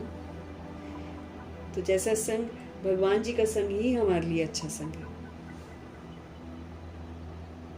गाया भी जाता है सहज राजयोग। बाबा कोई, अब भक्ति में चले जाओ, कितने कर्म कांड हैं, ये हवन कराओ, वो पाठ करो, ये पाठ करो, वो मंत्र बोलो, दिस दैट, बहुत लंबा लंबा। ये तो बिजनेस है आजकल, बहुत लंबा, इतना लंबा लंबा लिस्ट में इतना सामान होता है, और दुकान वाले के पास सारा सामान होता है, क्योंकि इनकी साठ और गांठ लगी होती है ना उनके साथ, पंडितों के साथ कमीशन मिलता है पंडितों को। इतनी लंबी लंबी लिस्ट, और लोग बेचारे अंधविश्वास में जाकर इतनी बड़ी लंबी लिस्ट देते हैं, और खूब पैसा दुकान वाले भी कमाते हैं। मतलब इंसान इंसान को लूटता है यहाँ पे ना कलयुग में, सब गंदे बन जाते हैं। तो भगवान जी हमको सहज राजयोग सिखाते हैं। पहली बात तो हमको स्मृति दिलाते कि मैं एक आत्मा हूँ, और मैं राजा आत्मा हूँ शरीर रूपी राजधानी की। फिर बोलते हैं ब्रिकुटी में बैठो तो तुम्हारा लिंक ऊपर जुड़ेगा, तो फिर हम ऊपर जोड़ते हैं, फिर सारा बुद्धि का ताला खुलता जाता है, हर बात समझ में आती जाती है, धारणाएं भी हो जाती हैं, ज्ञान भी समझ में आना शुरू हो जाता है, और योग भी बहुत अच्छा लगता है ना, सब कुछ ठीक हो जाता है। सेवा तो फिर स्वतः ही होती है। बाबा कहते हैं योग का अक्षर निकाल दो, याद करो। बाबा कहते हैं योग भी लोग बड़े कॉम्प्लिकेटेड फॉर्म में ले लेते हैं ना, तो बाबा कहते हैं योग भी छोड़ दो, याद करो तुम मुझे, चलते फिरते उठते बैठते खाते पीते मुझे तुम याद करो।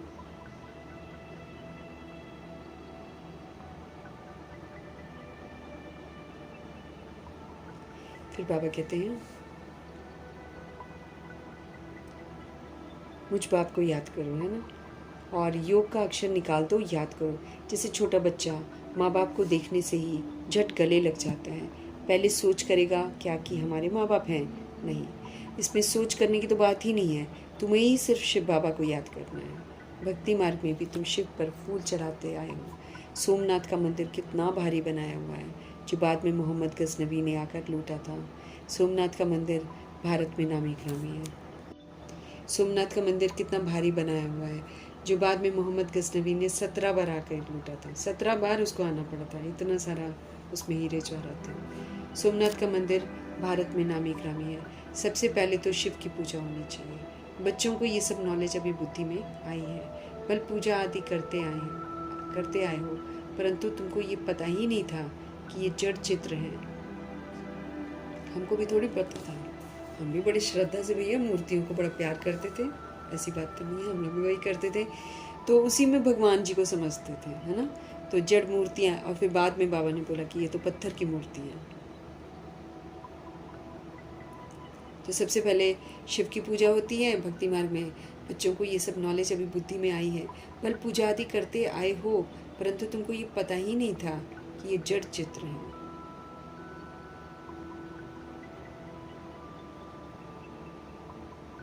है ना। तो बाबा कहते हैं बल पूजा आदि करते आए हो, परंतु तुमको ये पता ही नहीं था कि ये जड़ चित्र हैं। ज़रूर चैतन्य में आया होगा ना, तब तो वर्ष वर्ष शिव जयंती भी मनाते हैं, क्योंकि कुछ होता है तभी उसका यादगार बनता है। तो ये भी कहते हैं शिव परमात्मा निराकार है। आत्मा जानती है कि हम भी निराकार हैं, अभी तुम आत्म अभिमानी बनते हो। अब बार बार मेरे को आत्मा का पाठ पक्का कर करके आत्मा बनकर पाठ बजाना है।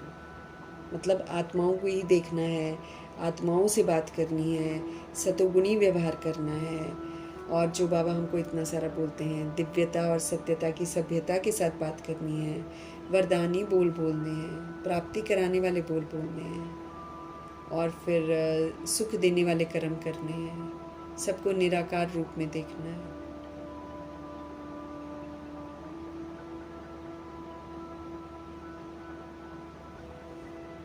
इसको बोलते बाबा आत्म अभिमानी होकर रहना। चलते फिरते शुद्ध अभिमान में रहें। जैसे पहले था कि मैं फलाना हूँ फलानी हूँ, है ना, अभी ये मतलब शुद्ध नशा रहे कि सोल हूँ और परमात्मा का बच्चा हूँ और परम धाम का रहने वाला हूँ, और रॉयल्टी होनी चाहिए उसकी हमारे अंदर। इस स्मृति से चलना है, उठना है, बैठना है, कुछ भी करना है ना, आत्मा समझ कर करना है। आत्मा तो शोर नहीं मचाएगी, आत्मा तो बड़ा तहजीब से चलेगी, तहजीब से खाएगी, तहजीब से बोलेगी, है ना। इसको बाबा बोल रहे हैं पक्का करो। करते करते करते करते एक दिन आत्म अभिमानी बन जाएंगे। क्यों? क्योंकि सत्युग के सारे संस्कार मुझे यहीं पर धारण करने हैं, यहाँ से लेकर हम जाएंगे सब कुछ, वहाँ पर नहीं धारण होता है, यहीं पर धारण करना है हमको, उसका सबूत भी देना है। इसलिए बाबा हमको बोल रहे हैं कि अभी तुम आत्म अभिमानी बनते हो, बहुत सहज है, वो तो हमारा बाबा है, ज्ञान का सागर है, वो तो सुख का सागर है। तो वर्ष वर्ष शिव जयंती भी मनाते हैं लोग। क्यों मनाते हैं? क्योंकि बाबा वाकई इस दुनिया में आए हैं, तभी 12 ज्योतिर्लिंगम बने हुए हैं उनके।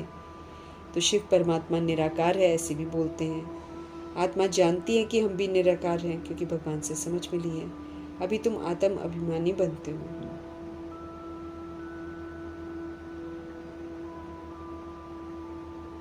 बहुत सहज है, वो तो हमारा बाबा है ना, ज्ञान का सागर है, वो सुख का सागर है, वो पतित पावन है।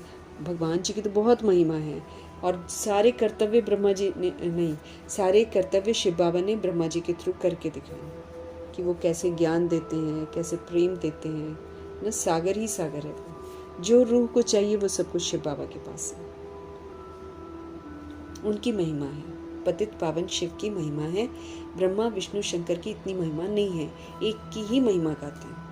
क्योंकि ब्रह्मा के द्वारा क्या करवाना है बाबा सिखाते हैं, विष्णु बनकर क्या करना है बाबा सिखाते हैं, नष्ट मोह स्मृति स्वरूप शंकर कैसे बनना है बाबा सिखाते हैं। तो महिमा किसकी हो गई? भगवान की हो गई ना।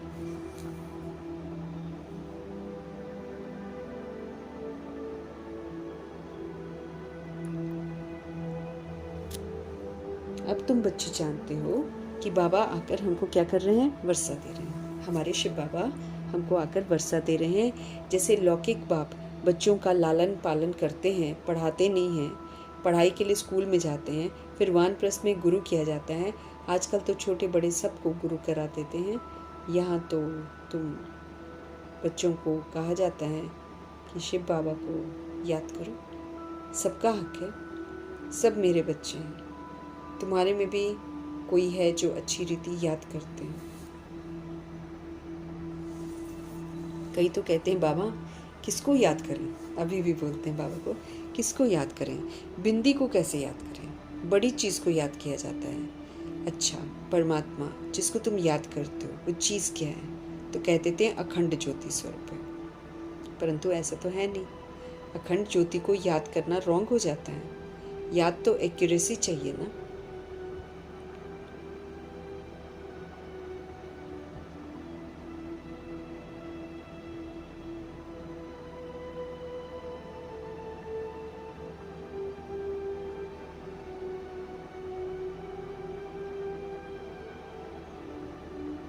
तो बाबा समझ दे रहे हैं कि कुछ सोल्स ऐसा पूछती हैं कि हम किसको याद करें, बड़ी चीज़ को याद किया जाता है। बाबा कहते हैं अच्छा, जिसको तुम याद करते हो वो चीज़ क्या है? परमात्मा जिसको तुम याद करते हो तो बोल देते हैं कि अखंड ज्योति स्वरूप है। बाबा कहते हैं लेकिन ऐसा है नहीं, अखंड ज्योति को याद करना रॉन्ग हो जाता है। याद तो यहाँ पर एक्यूरेट चाहिए ना, एकदम यथार्थ समझ वाली याद चाहिए। तो और फिर आत्मा परमात्मा को याद करे तभी एक्यूरेट याद है। तो बाबा कहते हैं इसलिए याद एक्यूरेट चाहिए तो पहले एक्यूरेट जानना चाहिए हर एक बात को। बाप ही आकर अपना परिचय देते हैं, और फिर बच्चों को सारे सृष्टि के आदि मध्य अंत का समाचार भी बाबा ही सुनाते हैं। डिटेल में भी तो नटशेल में भी।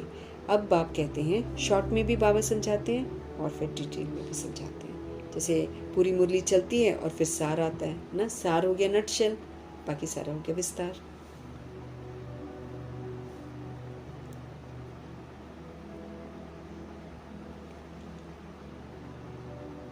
आदि मध्य अंत का ड्रामा जो है, इसका सारे सृष्टि का पूरा राज बाबा समझाते हैं। बाबा डिटेल में भी हमको समझा देते हैं नटशल में भी समझा देते हैं। अब बाप कहते हैं बच्चे तुमको पावन बनना है, तो उसके लिए एक ही उपाय है कि तुम मुझे याद करो। बस पतितों को याद करेंगे तो पतित हो जाएंगे। हमको तो ब्रह्मा जी को भी याद नहीं करना है, वो तो परफेक्ट बन गए, लेकिन तब भी याद नहीं करना है। तो एक ही उपाय है पावन बनने का, एक्यूरेसी से शिव बाबा को जानना और फिर एक्यूरेसी से उनको याद करना।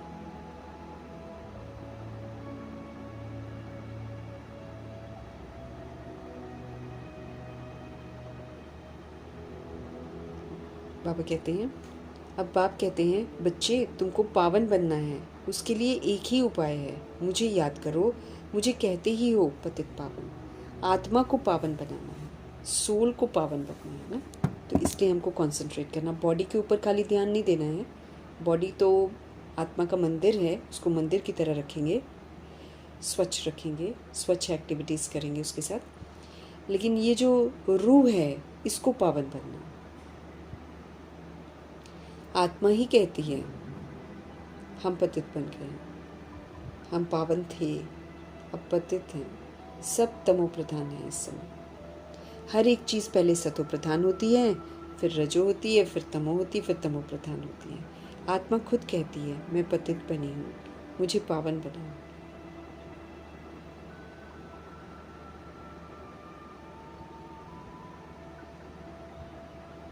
बाबा कह रहे हैं कि आत्मा ही कहती है कि हम पतित बन गए हैं, जब समझती है तो हम पावन थे अब पतित हैं, सब तमो प्रधान है।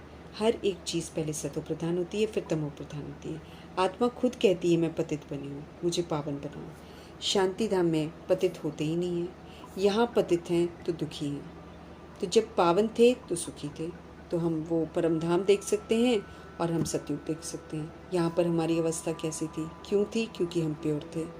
अभी आज समस्याएं इतनी क्यों हैं? क्योंकि हम पतित हैं। तो शांति धाम में पतित होते ही नहीं हैं, यहाँ पतित हैं तो दुखी हैं। जब पावन थे तो सुखी थे, तो आत्मा ही कहती है कि हमको पावन बनाओ, तो हम दुख से छूट जाएं। आत्मा ही कहती है कि मुझे पावन बनाओ, तो हम दुख से छूट जाएं।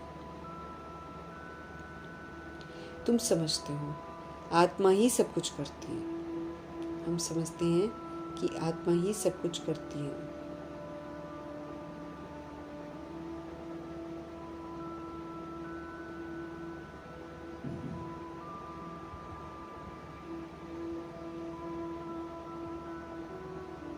बाबा कहते हैं शांति धाम में कोई पतित होता नहीं है, तब शांति धाम जाना है तब भी मुझे पावन बनना है। और यहाँ कलयुग में तो सब पतित हैं, सब दुखी हैं। तो जब पावन थे तो हम सब सुखी थे, तो आत्मा ही कहती है कि अब हमको पावन बनाओ, तो हम दुख से छूट जाएं। तुम समझते हो कि आत्मा ही तो सब कुछ करती है, आत्मा ही जज बनती है, आत्मा ही बैरिस्टर आदि बनती है, आत्मा ही कहती मैं राजा हूँ, मैं फलाना हूँ। अभी ये शरीर छोड़कर दूसरा हमको लेना है, इसको कहा जाता है आत्म अभिमान, है ना। स्व इच्छा से सारा कुछ करके फिर हम शरीर को स्व इच्छा से छोड़ेंगे और दूसरा स्व इच्छा से हम लेंगे।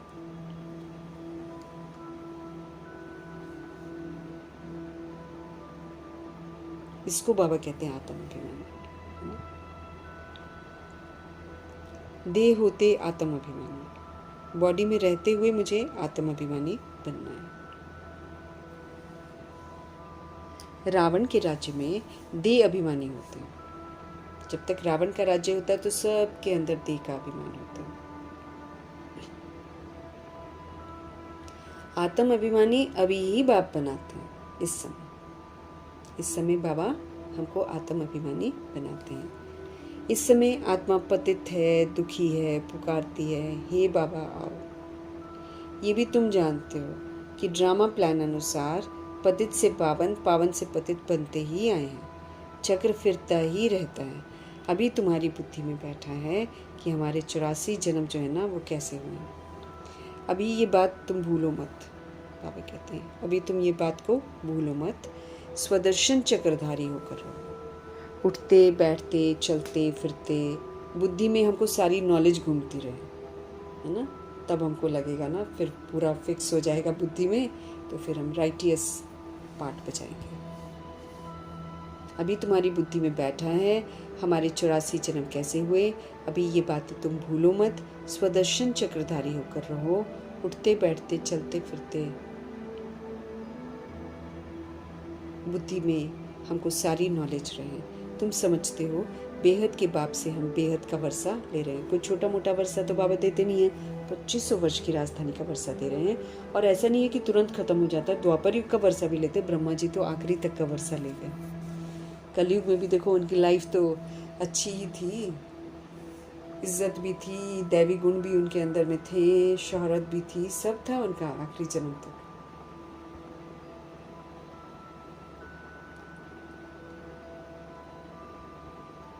तो बाप बच्चों को समझाते हैं कि तुमको एक बाप को ही याद करना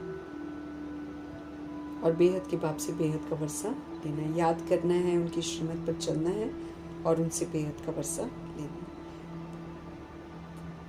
है। रोटी टुकड़ खाना, बस याद करना है, रोटी टुकड़ खाना, छोटा मोटा जितना हम अनासक्त होते जाएं उतना हमारे लिए अच्छा हो जाएगा। क्योंकि जब चीज़ें नहीं मिलेंगी तो, और वैसे भी देखो जो चीज़ की चाहना होती है ना हमको ज़्यादा, जैसे हम चाहते हैं कि फ्रूट से हमको ताकत मिले, है ना, तो फ्रूट को लेने में भी डर लगता है क्योंकि इंजेक्शन लगाते हैं, क्या क्या करती रहती हैं रूहें, है ना, और तो दिक्कत होती है अब लेने में। और कुछ भी होता है आजकल तो, है ना। अब जैसे तो बाबा कहते हैं रोटी टुकड़ खाना, है ना। अच्छा, मीठे मीठे सिक्के लिए दे बच्चों को बाप घड़ी घड़ी कहते हैं, बच्चे पेट के लिए सिर्फ रोटी टुकड़ खाना है और आलतू फालतू चीज़ें नहीं खानी है, क्योंकि मिलेगा नहीं ना, आगे चलकर मिलेगा नहीं, फिर बुद्धि का योग उसमें जाएगा। तो हमको तो तपस्वी बनना है, हमको तो तप करना है, इसलिए हमको क्या करना पड़ेगा, रोटी टुकड़ ही खाना पड़ेगा। तो मीठे मीठे सिक्के लेते बच्चों को बाप घड़ी घड़ी कहते हैं, बच्चे पेट के लिए सिर्फ रोटी टुकड़ खाना है। पेट कोई जास्ती खाता नहीं है, एक पाव आटे का खाता है, इसलिए अब खाना भी कम हो जाएगा। तो बाबा कहते हैं पेट कोई जास्ती खाता नहीं है, एक पाव आटे का खाता है, दाल रोटी बस। 10 रुपए में भी मनुष्य पेट भरता है, तो 10,000 में भी पेट पालते हैं कई लोग, है ना। कई हाई फाई खाएंगे और ज़्यादा महंगी महंगी चीज़ें खाएंगे तो वो 10,000 लगाते हैं, और कोई 10 रुपए में भी मनुष्य खा लेता है, पेट भर लेता है। गरीब लोग खाते भी क्या है, फिर भी हट्टे कट्टे रहते हैं।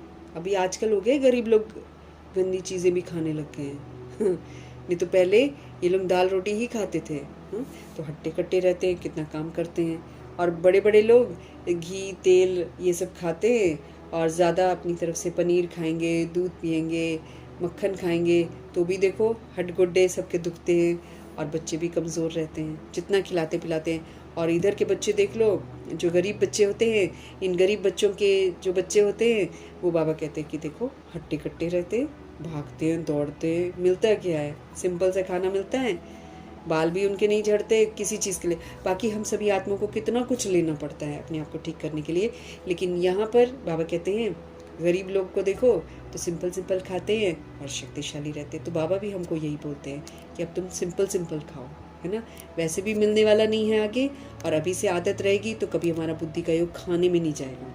इसलिए बाबा कहते हैं देखो खाने को 10 रुपए में भी पेट भर लेते हैं लोग, और खाने को 10,000 भी खाते हैं, 10,000 लगा के भी खाते हैं। अब जैसे अंबानी लोग ये लोग खाते होंगे तो ये तो इनका तो नाश्ता ही 10,000 का होता होगा, मेरे को लगता है। न जाने कितना महंगी महंगी चीज़ें ये लोग खाते हैं और बाहर से ये लोग चीज़ें मंगवाते हैं तब खाते हैं ना।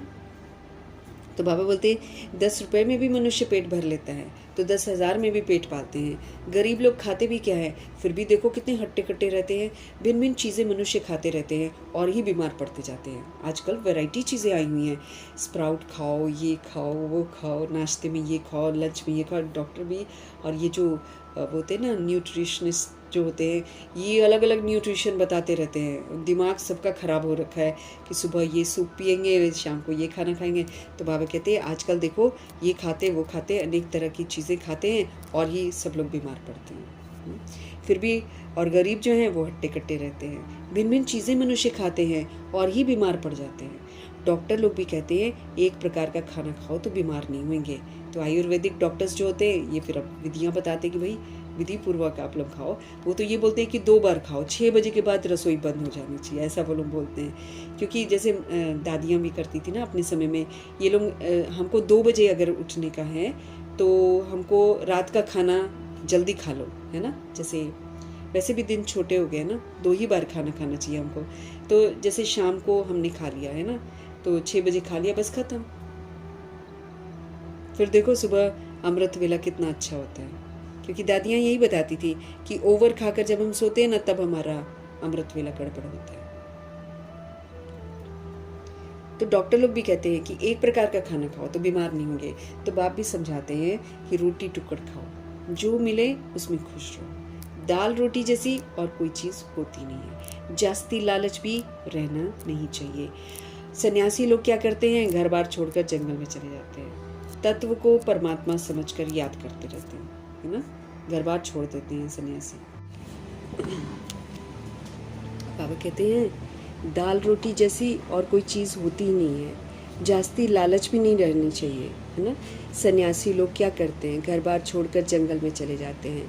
तत्व को परमात्मा समझकर याद करते हैं, समझते हैं ब्रह्म में लीन हो जाएंगे। परंतु बाबा कहते हैं ऐसे तो होता नहीं है। आत्मा तो अमर है ना, लीन होने की तो बात ही नहीं है। बाकी आत्मा पवित्र और आत्मा अपवित्र ऐसे बनती है, मरती नहीं है ये, न कटती है, न जलती है, न मरती है। बस एक शरीर छोड़कर दूसरा ले लेती है, मरती नहीं है। जिसके साथ हम रहते हैं, जिसको हम अपना समझते हैं, उसको कुछ नहीं होता है। लेकिन उसने जो इंस्ट्रूमेंट ले रखा होता है, वो इंस्ट्रूमेंट ख़त्म होता है ना। उसका फिर कहीं और पार्ट होता है तो फिर कहीं और चली जाती है। इसलिए हमको रोना नहीं होता है। इसलिए हम बुरा तो लगता है, क्योंकि जिस भी सोल के साथ हम रहते हैं काफ़ी अरसे तक, वो सोल अचानक जब छोड़कर चली जाती है तो बुरा तो लगता है। लेकिन हमको ये अभी नॉलेजफुल होकर देखना है कि ये खेल चल रहा है, तो खेल में ऐसे ही होता है। खिलाड़ी आते हैं चले जाते हैं खेल कर, है ना। तो ऐसे बाबा अब हमको समझ दे रहे हैं कि भाई अब तुम सादगी में आ जाओ, दाल रोटी खाओ। दाल रोटी जैसी और कोई चीज़ नहीं होती है ये। बाकी तो एक्स्ट्रा पनीर बना लो, पकौड़े बना लो, ये जितना भी हम खाते हैं इससे हम बीमार ही होते हैं, है ना। और फिर सबसे बड़ी बात है कि ये आबादी इतनी बढ़ गई है और ख्वाहिशें खाने की जैसे जैसे बढ़ती जा रही हैं, उससे आत्माएं कमज़ोर ही होती जाए, शरीर कमज़ोरी हो। जितना हम तला हुआ खाएंगे उतना ही हम बीमार ही तो पड़ेंगे ना। तो सारे तले तलाए ये तो बाद में यूज़ होते हैं। तो दाल रोटी खाएंगे तो दाल तो कोई खाता नहीं आजकल। वैसे मुंह बना लेते हैं, घिया तोरी में मुंह बना लेते हैं। तो जिस चीज़ में लोग मुंह बना लेते हैं वो खा लेना चाहिए, क्योंकि उसमें उतना मिलावट नहीं होगा। लेकिन जिसमें टूट पड़ते हैं कि ये खाना, वो समझ लो कि खतरा। उसको तो पनीर को तो छूना ही नहीं चाहिए, क्योंकि पनीर तो बहुत खतरनाक तरीके से लोग बना रहे हैं और क्या क्या टेक्निक अपना रहे हैं कि आपको पता ही नहीं चलेगा कि दूध से बना है कि किससे बना है। इसलिए बाबा जो हकीकत है वो हमको समझाते जा रहे हैं कि देखो तुम गरीब को भी देख लो, उनके बाल भी नहीं झड़ते। वो सिंपल सा सरसों का तेल लगाते हैं, साबुन से ही बाल धो लेते हैं। यहाँ हम लोग शैम्पू लगाते हैं और पता नहीं क्या क्या करते हैं, ये ऑयल लगा वो ऑयल लगा, उतने ही और ख़राब होते हैं बाल। तो जितना हम अपनी लाइफस्टाइल को चेंज करते जाते हैं ना, उतना हमारा सारा कुछ ख़राब होता जाता है। तो दाल रोटी जैसी और कोई चीज़ होती नहीं है। जास्ती लालच भी नहीं रहना चाहिए। सन्यासी लोग क्या करते हैं, घर बार छोड़कर जंगल में चले जाते हैं। तत्व को परमात्मा समझकर याद करते हैं, समझते हैं ब्रह्म में लीन हो जाएंगे। परंतु ऐसा होता नहीं है। आत्मा तो अमर है ना, लीन होने की बात ही नहीं है। बाकी आत्मा पवित्र बनती है, आत्मा अपवित्र बनती है। तुमको कितना अच्छा ज्ञान मिला है, तुम ही प्रारब्ध भोगते हो, फिर ये ज्ञान भूल जाता है, फिर सीढ़ी उतरनी होती है। अब तुम्हारी बुद्धि में सारा ज्ञान बैठा हुआ है। हम 84 जन्म कैसे भोगते हैं, ये पाठ कभी भी कोई का बंद नहीं होता है। ये बना बनाया ड्रामा है, अब हमने बना रखा है, अब क्या करें, इसको तो प्ले करना ही है। हाँ, हम ये कर सकते हैं कि अभी हम अपना पाठ अच्छा बजा सकते हैं, ताकि एटलीस्ट 2500 वर्ष की राजधानी में तो हम आए, है ना। कभी मतलब इस सृष्टि रूपी ड्रामा में आने का कुछ तो फ़ायदा हो, कि हमेशा बैड ही पार्ट बजाएंगे। कुछ तो ऐसे ही होंगे ना जो आएंगे कलयुग में, वो बैड ही पार्ट बजाएंगे। हम एटलीस्ट भगवान से पढ़ते हैं, समझते हैं, तो हम अपने आप को अच्छा बना सकते हैं ना।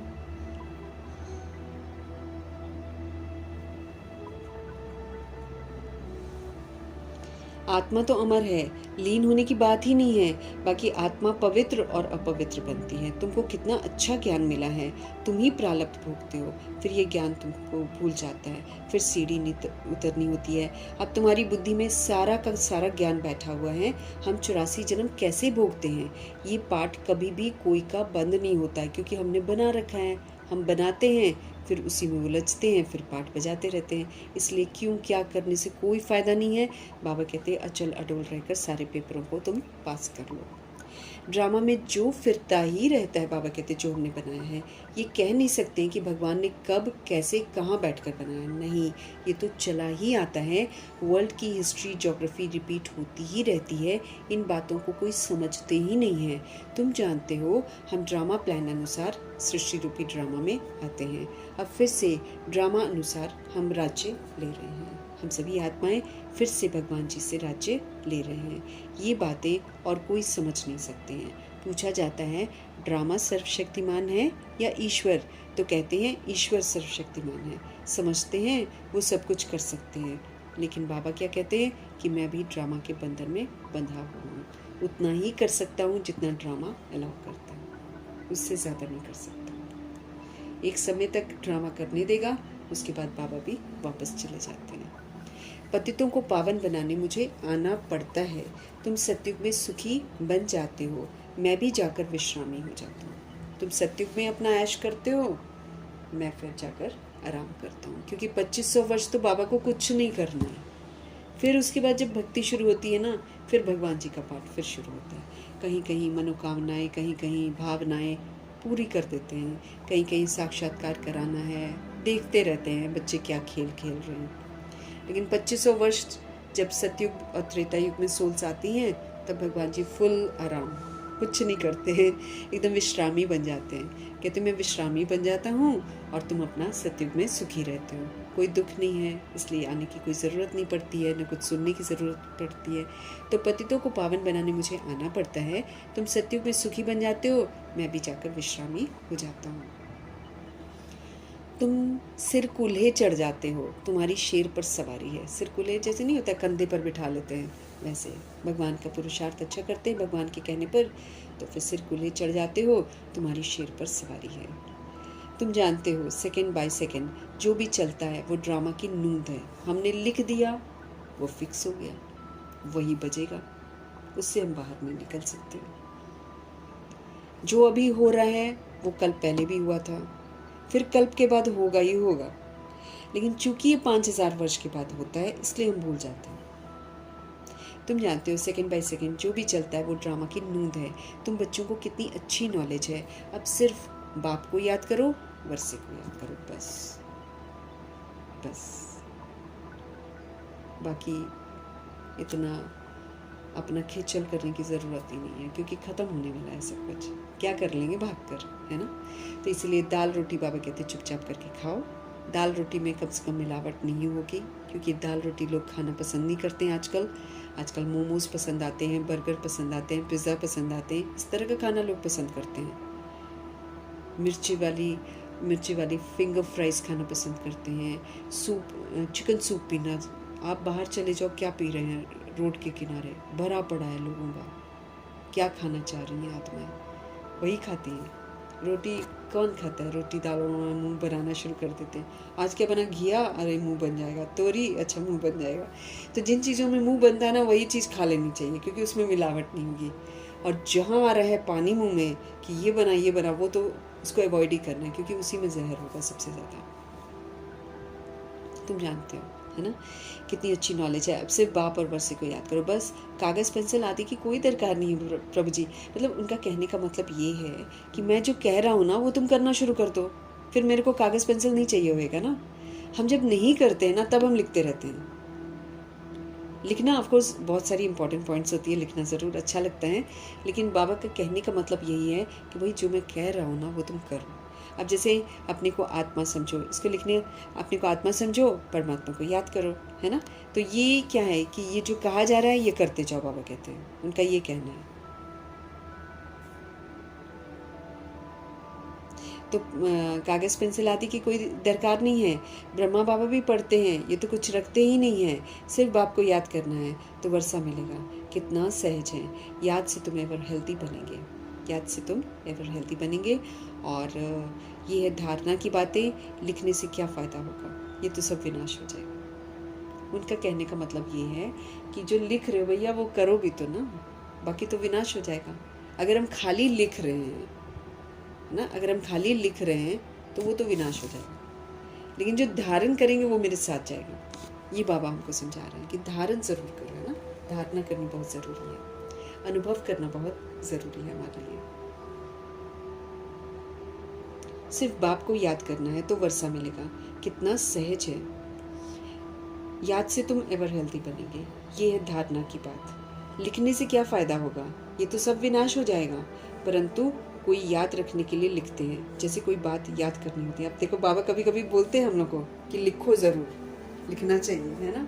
लेकिन धारणा करने पर आज हमारा ध्यान खिंचवा रहे हैं। समय समय पर जैसी ज़रूरत है वैसा बोलते हैं ना बाबा। तो जैसे धारणा बहुत इम्पॉर्टेंट है और धारणा नहीं कर रहे होंगे तो समय के अनुसार बाबा कहते हैं धारणा पर ज़्यादा ध्यान दो। जैसे कोई बात याद करनी होती है तो गांठ बांध देते हैं ना, तुम भी गांठ बांध लो।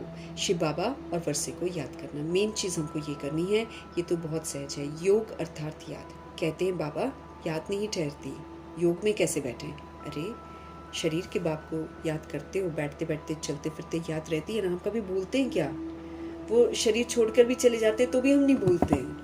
इतना पक्का कराया होता है कि ये तुम्हारे पापा हैं, ये तुम्हारे पापा हैं। बचपन में इतना पक्का करा देते हैं कि हम नहीं भूल पाते हैं कभी भी, है ना। तो वो तो फिर छोड़ जाते हैं, वो तो एक रोल है, छोड़ जाते हैं। लेकिन ये तो कभी नहीं छोड़ते हैं, ये मुझ रूह के पिता हैं। तो बाबा कहते फिर क्यों भूलते हो तुम, क्यों बोलते हो कि हम भूल जाते हैं। प्राप्तियाँ सारी यहाँ से होती हैं हमको। तो योग अर्थात याद कहते हैं उसको ना। तो कहते हैं बाबा याद नहीं ठहरती, योग में हम कैसे बैठे। अरे शरीर के बाप की याद उठते बैठते चलते फिरते रहती है, तुम भी सिर्फ याद करो, बस बेड़ा पार है। क्योंकि याद रहेंगे तो हम होश में रहेंगे, याद में रहेंगे तो मेरे विकर्म भी विनाश होंगे, याद में रहेंगे तो मैं आत्मा हल्की होती जाऊंगी, याद में रहेंगे तो और मेरे से नया पाप कर्म होगा नहीं, याद में रहेंगे तो आत्म अभिमानी होकर रहेंगे, याद में रहेंगे तो सतुगुणी सतयुगी पाठ बजाएंगे। तो सब कुछ याद में रहने से ही कर सकते हैं। सेवा भी याद में रहने से स्वतः ही होती रहती है। तो हमको कभी भी भूलना नहीं है भगवान जी को। प्राप्तियाँ ही प्राप्तियाँ हैं। खजाने भी हम यूज़ कर पाएंगे, सब कुछ हम कर पाएंगे अगर हम बाबा को याद करते रहेंगे। बस बाबा कहते फिर बेड़ा पार है। अच्छा, मीठे मीठे सिकिलदे बच्चों प्रति मात पिता बाप दादा का याद प्यार और गुड मॉर्निंग। रूहानी बाप की रूहानी बच्चों को नमस्ते। हम रूहानी बच्चों की भी रूहानी बाप को दिल से, जान से, सिक से, मोहब्बत से, स्नेह से, प्यार भरी नमस्ते, रिगार्ड भरी नमस्ते और तहे तहे दिल से मीठे परमात्मा जी का धन्यवाद भी करेंगे। धारणा के लिए मुख्य सार है स्वदर्शन चक्रधारी बन। स्व का दर्शन बाबा ने करा दिया, वो जो चक्र है बुद्धि में फिरता रहे। स्वदर्शन चक्रधारी बन, 84 का जो चक्र है ये बुद्धि में फिराते रहना है। बेहद बाप को याद करके बेहद का वर्षा मुझे लेना है। एक परमपिता परमात्मा जो सभी के पिता है उनको याद करना है और उनसे वर्षा लेना है। हमको पावन जरूर बनना है। किसी भी चीज़ की लालच नहीं करनी है, जो मिले उसमें खुश रहना है, रोटी टुकड़ खाना है, बाप की याद में रहना है। 84 का जो चक्र है ये मुझ आत्मा की बुद्धि में फिरता रहे। बेहद बाप को याद करके बेहद का वर्षा मुझे लेना है। पावन मुझे जरूर बनना है। किसी भी चीज़ की लालच नहीं करनी मुझको, जो मिले उसमें खुश रहना है, रोटी टुकड़ खाना है, बाप की याद में मुझे रहना है। That is very important. याद में रहना इज़ वेरी इंपॉर्टेंट हमारे लिए। बाकी ये खाएं वो खाएं उसके चक्कर में नहीं रहना। सतगुरु जी का वरदान। अब देखो दुनिया नहीं सुनती है ना कि ये जैसे बाबा हमको शिक्षाएं देते, दुनिया नहीं सुनती है तो फिर सरकार करेगी। सर्व के दिलों के राज को जान, आत्मा के अंदर दिल होता है ना, तो सर्व के दिलों के राज को जान, सर्व को राजी करने वाले सदा विजयी भव। सर्व के दिलों के राज को जान, सर्व को राजी करने वाले सदा विजयी भव। जब हम किसी के दिल का सीक्रेट जान जाएंगे तो हम उसके साथ अच्छी तरह पाठ बजाएंगे ना, उसको सहयोग देंगे। लेकिन अगर मैं उसका टेढ़ा बांका पाठ देखूंगी अभी देहधारी वाला, तो फिर तो मैं उसके साथ अच्छा पाठ नहीं बजा सकती, फिर तो मैं रिएक्ट करूंगी, रिजेक्ट करूंगी। लेकिन जब मैं राज जान जाऊंगी, एक सोल के पाठ का राज जान जाऊंगी, तो फिर मैं परख कर उसको जो चीज़ की ज़रूरत होगी ना वैसा सहयोग दूंगी। ये बाबा चाहते हैं।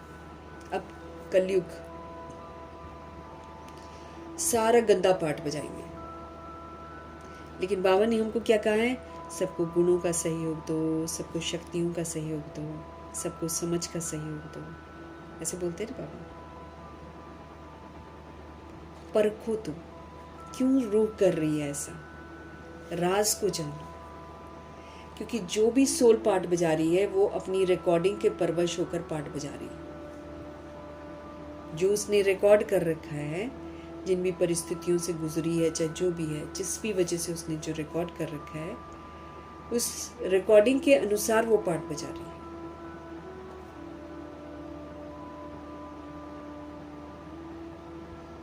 तो क्या कर सकते हैं बताओ।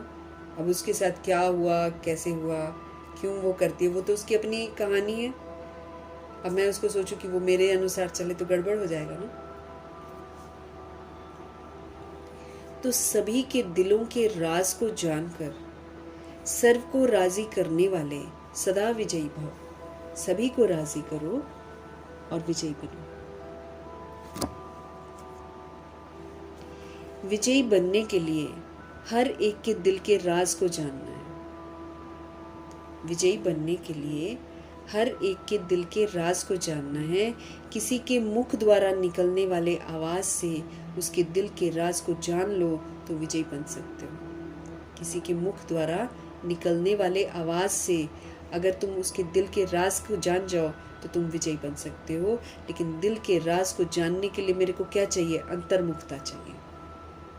आत्मा बनकर आत्मा की कहानी को मैं समझ पाऊंगा, क्योंकि हम भी आत्मा हैं, हम भी परवश होकर पाठ बजाते हैं, हम भी अपने दुख को समझते हैं, ऐसे वो भी परवश है। तो जब अंतर्मुखी होकर यानी कि आत्मा बनकर जब हम दूसरी आत्मा की बात को समझेंगे तो हमको उसकी बात समझ में आएगी। अगर हम बॉडी कॉन्शियस होकर समझेंगे तो हम कभी भी किसी के दुख दर्द को समझ नहीं सकते, कभी भी नहीं।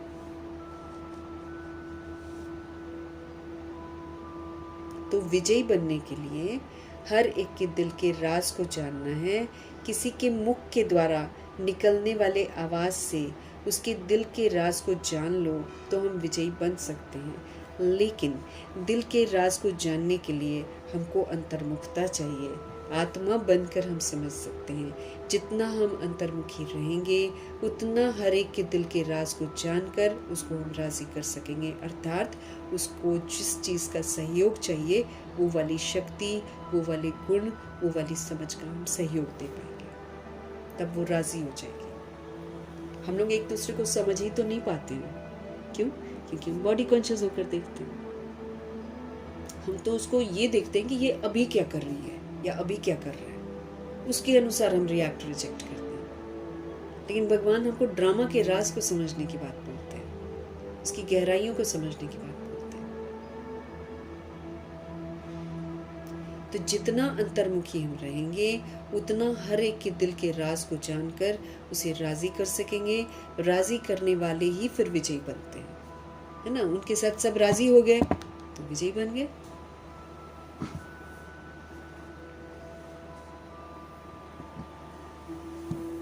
राजी ही तो सबको करना है, सबके शिकवे शिकायत ही तो दूर करने हैं हमको, सबसे सर्टिफिकेट ही तो हमको लेना है।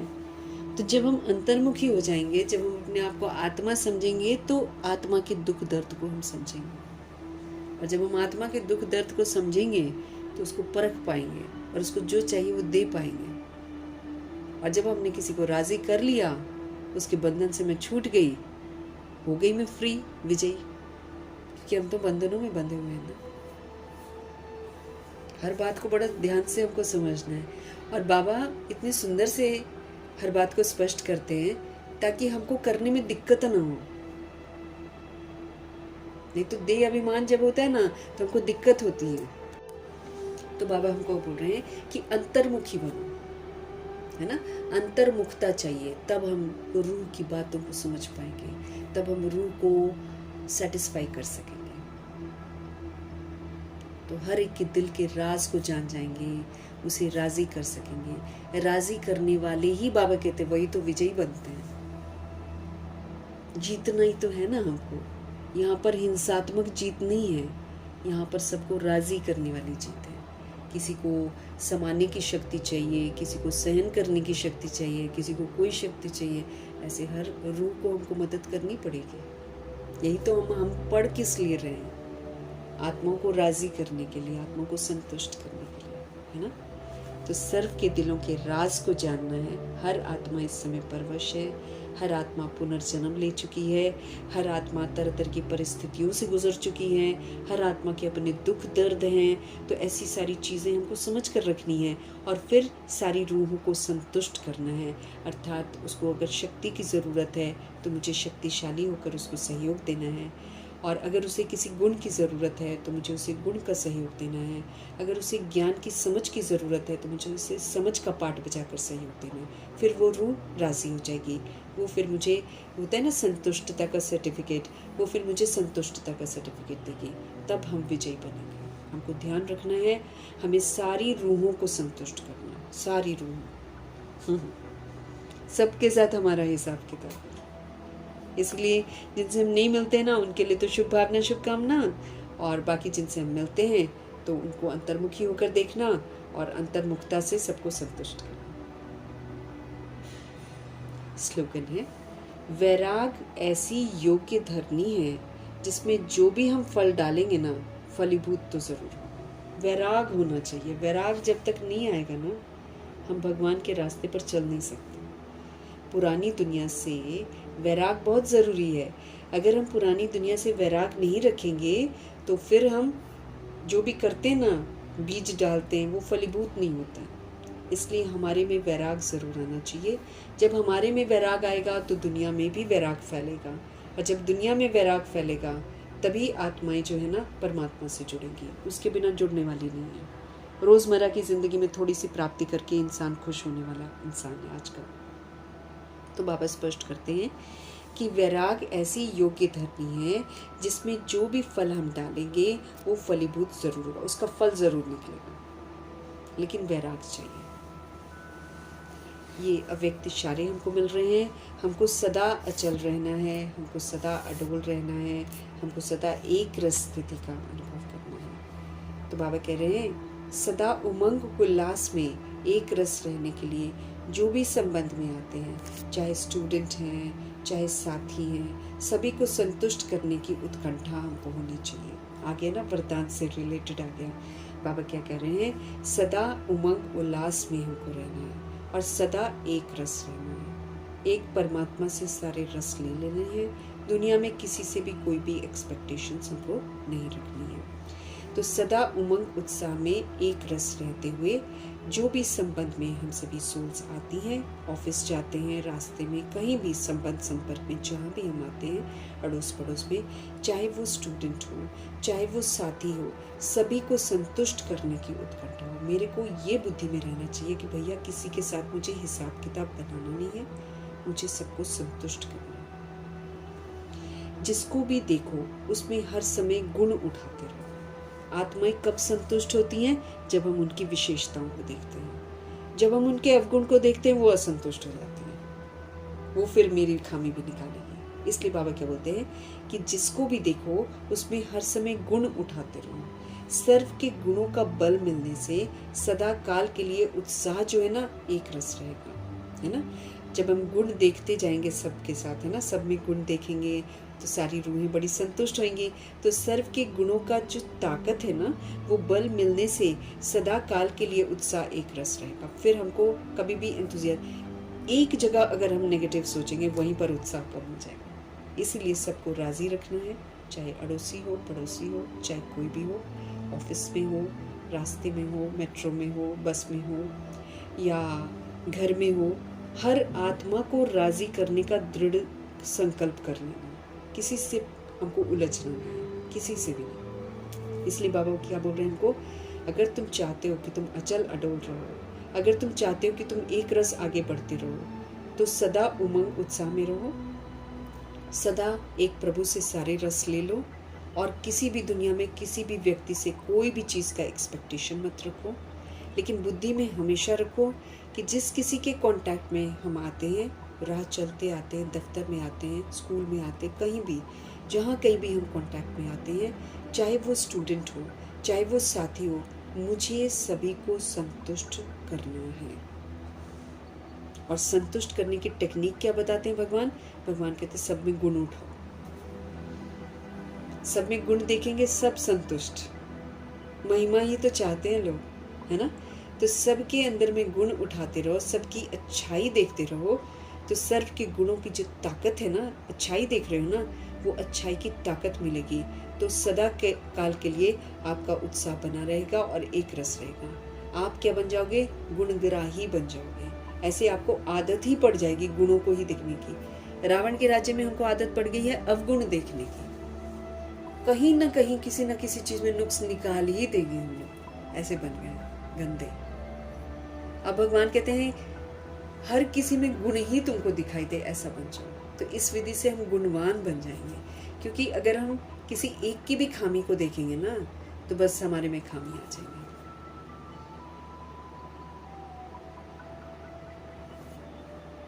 इसलिए बाबा कहते हैं ना, जो गलत भी करता है ना, उसके भी गुण ही देखना। अगर ठीक है तुमको वर्तमान में उसमें गुण नहीं नजर आते ना, तो तुम रूह को देख रहे हो ना, तो रूह तो सतोगुणी है, रूह मरती भी नहीं है और उसका सतोगुणी भी कभी मरता नहीं है। सिर्फ क्या होता है कि मर्ज हो गया बस। इस दृष्टि से बाबा कहते हैं आप सब में गुण ही देखो। ये भी एक अच्छी टेक्निक है, अव्यक्त बाप दादा ने सिखाई है। क्योंकि कई बच्चे कहते बाबा उसमें तो गुण ही नहीं है, तो कैसे पग देखिए उसमें गुण है। तो बाबा वही बोलते हैं कि गुण नहीं है ना, तो तुम क्या करो कि तुम उसकी ओरिजिनलिटी को देखो ना, ओरिजिनल सतोगुणी स्वरूप को देखो, तो क्या हो जाएगा? सब में गुण देखेंगे, हम गुणवान बन जाएंगे। उसका भी फायदा, मेरा भी फायदा, वो भी राजी, हमारा पुरुषार्थ भी एक्यूरेट चलता रहे, है ना? भगवान हमको ना इंटेलिजेंसी सिखाते हैं, और अच्छी वाली इंटेलिजेंसी, जिसमें मेरा तो भला होगा ही होगा, दूसरे का भी भला हो जाएगा, ऐसा सिखाते हैं। ऐसा सिखाते हैं कि मेरा प्रेजेंट भी अच्छा हो जाए, और जो मेरा बैड वाला पास्ट है वो भी हिसाब किताब चुकता हो जाए, और आगे के लिए मेरा सुंदर फ्यूचर भी बन जाए। है ना सुंदर टेक्निक बाबा की? दिक्कत परेशानी नहीं है, लेकिन दिक्कत परेशानी हमको तब होती है जब हमारा देह अभिमान खत्म हो जाता है। तब हम सब में बुराइयां देखते हैं, तब हम सबके साथ अटकते हैं और लटकते हैं, झटकते हैं, बुरा मानते हैं। ये सब तब होता है।